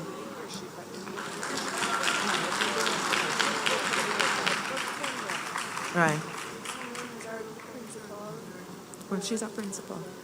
Right, so we'll just provide you with the guidance, so you will, through your board, write to be considered for modernization. That goes to your region. Your region will come. They will do the consultations, talk with your stakeholders, your parents, the community, look at the costing. Those will come to Central for funding, and then we will take that to Cabinet for the formal establishment and approval, move to gazetting, and then we'll establish you. So that's the length and breadth of the process, but we just need to start with the application. I think that's it, Minister? Oh, for the Dean? Resources to send the Dean. Okay, for the Dean. All right, so let me just go through what we really want for our students. We know that we have some challenging situations in our schools. And over the years, if you walk with us through the journey of the improvement decisions, remember we started out school with just teachers. It became challenging. There was an advocacy. Guidance counselors were introduced to the system to layer some therapeutic approaches to behavior management. We needed support. Then it got a little bit more difficult, and there was another advocacy for deans of discipline, which we layered onto the system. It started out in a punitive way, where the deans thought that their roles were combative, you know, trying to be fighting or be very hardcore with our students. We revised that, and we also moved to change the qualifications for our deans for more therapeutic roles. So social workers, counseling psychologists, counselors, social workers, right? We moved because, again, the thrust was not to make our schools hard places, but child-friendly places. So we layered therapeutic roles onto the system. Then we introduced the health and family life education. Again, another therapeutic role to teach the soft skills, the life skills. So we reduced the number of incidents of indiscipline in our schools. Remember the trajectory. All these stakeholders are still with us. Mr. Smalling, we also put social workers in some cases, or the guidance counselors upgraded to be social workers, so we could benefit from the case management skills that the guidance counselors did not come with.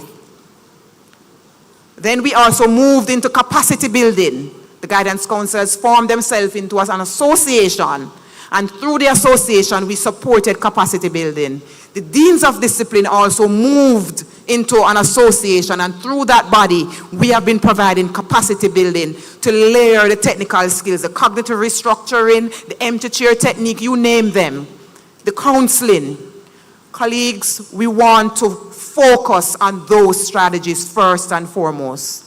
From the last Deans of Discipline conference, there was another advocacy that instead of having everybody working in silo in the schools who were placed for the same reason, behavior management, should we not move to a collaborative approach?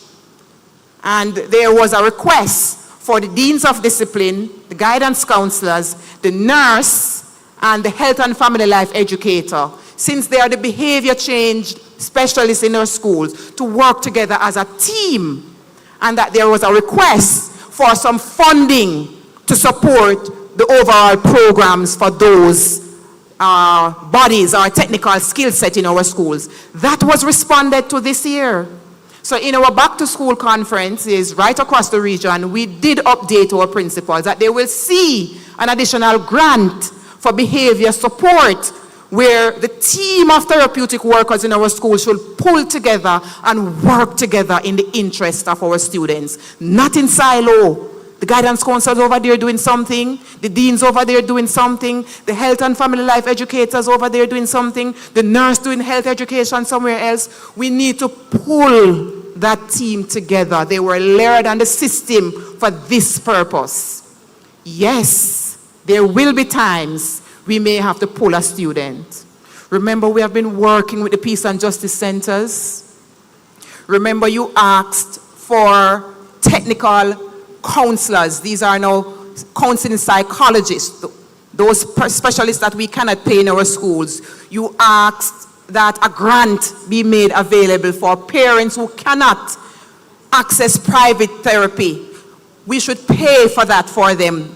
Our minister was asked that throughout the pandemic, and this is the third year that we are moving into this support. In the first year, $15 million was put aside for you to tap into clinical services for students who cannot benefit from the local service at the school level, need a higher technical service and support. We provided that, and that support is still with us this year. We pulled together a team of specialists in each region. The 7 regions were asked to find your psychologists, find your clinical therapists in your region, pull them as a team. And when the schools request the service, we will get the children and their parents to access this high-level support. We also said that this is available to teachers. So we have the clinical therapy available. Again, we may have pullouts. We will look at that.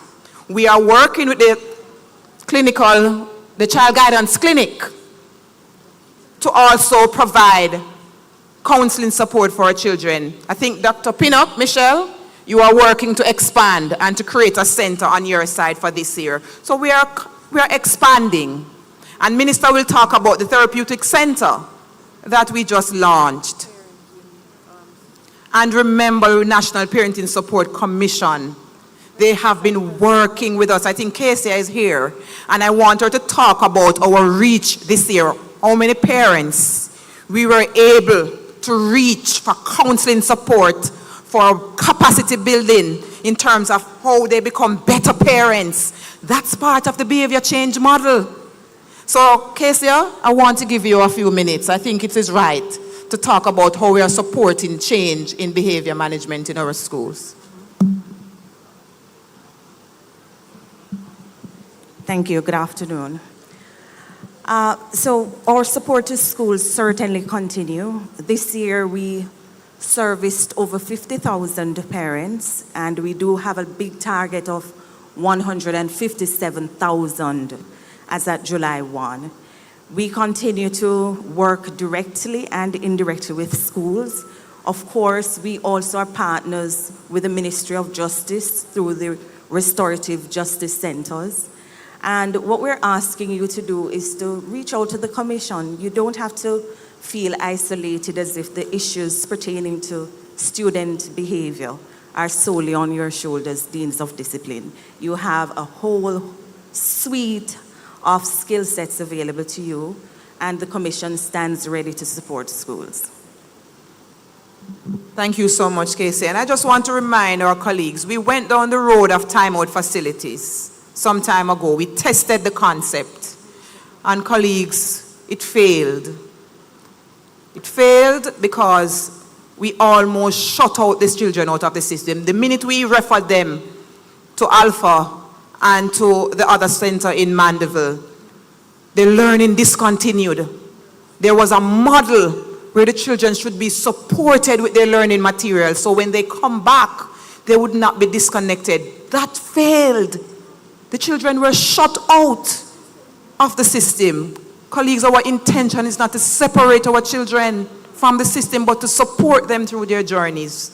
It may be difficult for some, but we have to remember, it's not that we are not interested in providing pullouts, but we have to be committed to the children wherever they are. The children suffered in that timeout facility. The leaders of those institutions struggled for our principals to be committed to having the learning materials be available to the children. Those were some of the things that caused that approach to fail. So I just want to remind our system, it's not that we turned away from it, it's not that we didn't try it. We did, but we have to make sure that we recognize that the children are first, and the best place to serve them is really in our schools. Thank you, Dr. Troop. On top of all of what you've said, the recent launch of the Therapeutic Center through the CPFSA, which is a Child Protection and Family Services Agency is just a magnificent development for us. We're putting the focus on therapeutic treatment for our children. Yes, I know the doors have just been opened for the one in Kingston. We're looking at others in other parishes. The one in Kingston is a non-residential therapeutic center with access to professionals that I am sure is going to get good utilization of children who are experiencing behavioral issues. And we know that behavioral issues are on a spectrum, and what may be a behavioral issue to one teacher is beautifully handled by another teacher, but the facility is there to help all of us. Let me move on to the issue of the timeline for shift schools. You know, that's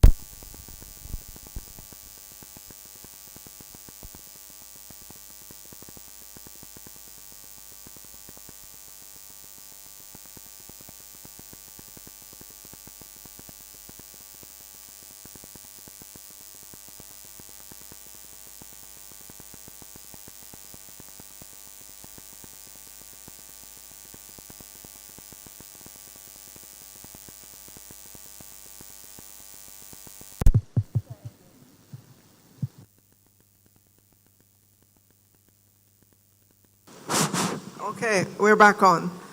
On the issue of the timeline for shift schools, I'm just saying that's an area that I didn't touch on, but one that we are really proud of the work that we have been doing to de-shift schools in our system.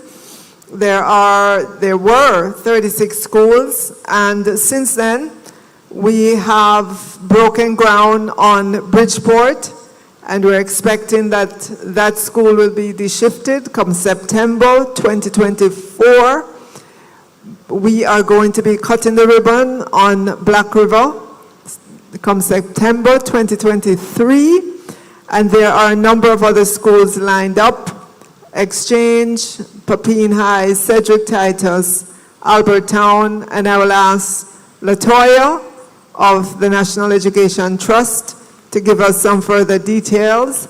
But I want our principals to know as well that another strategy that we're using, we're looking at the various communities that are in close proximity to each other, and if there are several schools in that area where the particular shift school may not have land on which to expand, we're looking at other schools, and we will create spaces in that school so then it frees up for the schools that are experiencing problems with spaces or on shift. And one such example so far is Homo Technical in Manchester.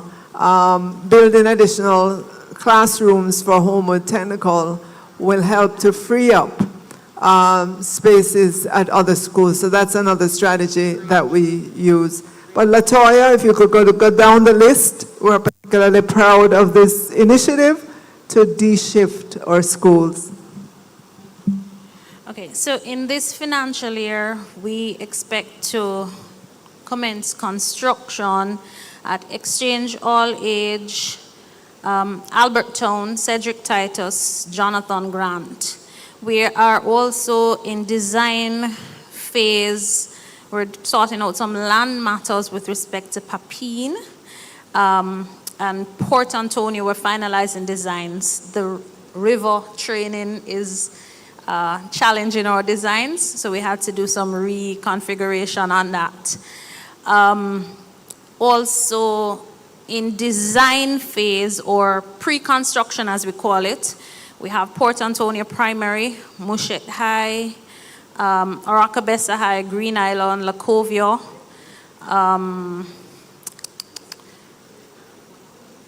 Belfield, Christiana Cristiano, we have to look at that. The principal has indicated that there's land, even though our assessment shows differently, so we're revising that.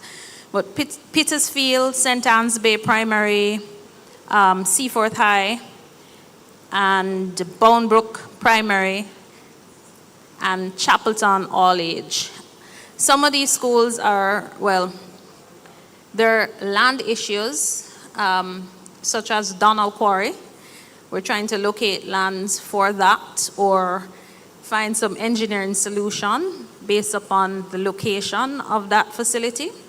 Old Harbor High, which is also a shift school, that school can't be expanded any further. So we have actually working out the final thing with NHT for land acquisition in Colbeck for the construction of a new school. So where we can't expand a school based upon constraints, we are looking to build new schools within the catchment areas based upon the data that planning has. So those are the ones that have already been identified with available land and are going, either designs are in progress or the designs are to be commissioned following geotechnical and survey activity this year.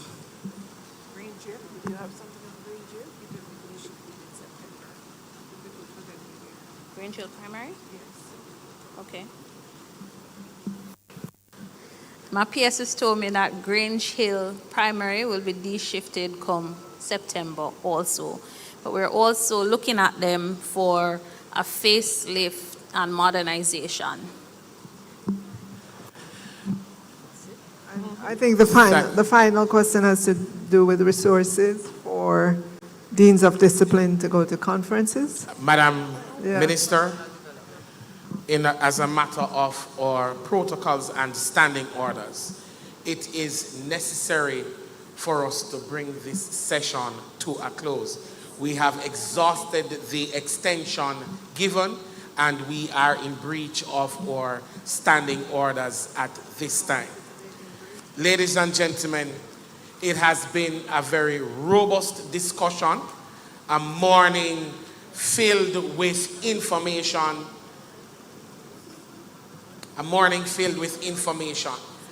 Colleagues, all please note that we have 2 sessions to deal with in one. And at this time, I again am craving your indulgence and your participation. We are now just a few minutes past 1. We have to ask that we consider cutting the lunchtime so that we can be back here for 2:15. We're asking of your cooperation and your full participation in this matter. So before I adjourn this session, I now invite our President-elect to do the vote of thanks.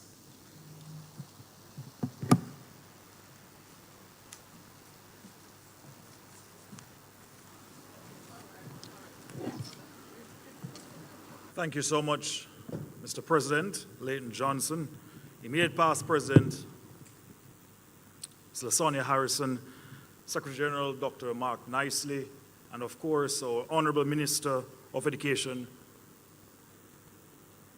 Favour Williams, Dr. Maureen Dwyer, our Permanent Secretary, and Dr. Troop, all of the members of the executive team of the Ministry of Education, colleagues all, good afternoon. It is indeed my task to say thank you to the team from the Ministry of Education for journeying here to meet with us at our 59th conference. Can we give them all a big round of applause? It is John F. Kennedy which once opined that our progress as a nation can be no faster than our progress in education. And so is true of our progress as an island state. We must recognize that our first responsibility is the development of the minds as our fundamental resource of this country. And so it is very important that we meet once a year in this fashion to really talk about the issues that affect it. And I want to ask you to put your hands together for yourselves, for sitting through the sessions, for asking the pertinent questions, for being courageous enough to navigate that space that is so important as we try to come together to find the solutions to the challenges that plague our system. We must understand that we are two sides of the same coin, and there must be collaboration and work, and I want to thank the Honourable Minister for all the many things that she shared that we're going in the right direction. In the interest of time, I will cut down my remarks, but it is very important also that we address forthwith those issues that have been raised that plague our teachers, that are an inhibiting factor in us moving the system forward. And so, once again, I wish to thank on behalf of the Jamaica Teachers Association, the Ministry of Education, for taking the time out to be here. God bless you. Thank you.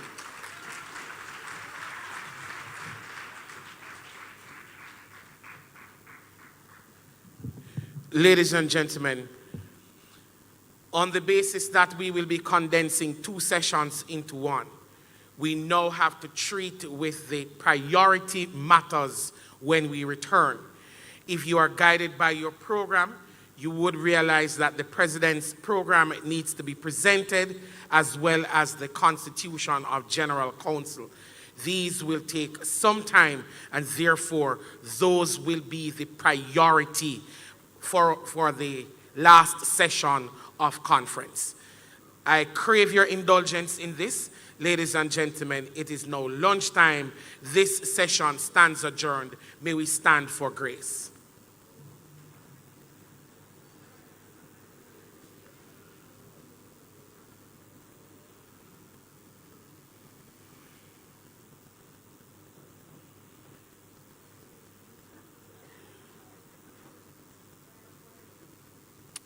Bow your heads, please. Father God, we thank you for the opportunity of being together like this. We pray in the Holy Spirit that as we pause to nourish our bodies, we will continue to make the commitment to devote ourselves to your service. These and other mercies we ask in Jesus' name. Amen. Remember, ladies and gentlemen, we must be back here by 2:15. I'm asking us to cooperate. Thank you.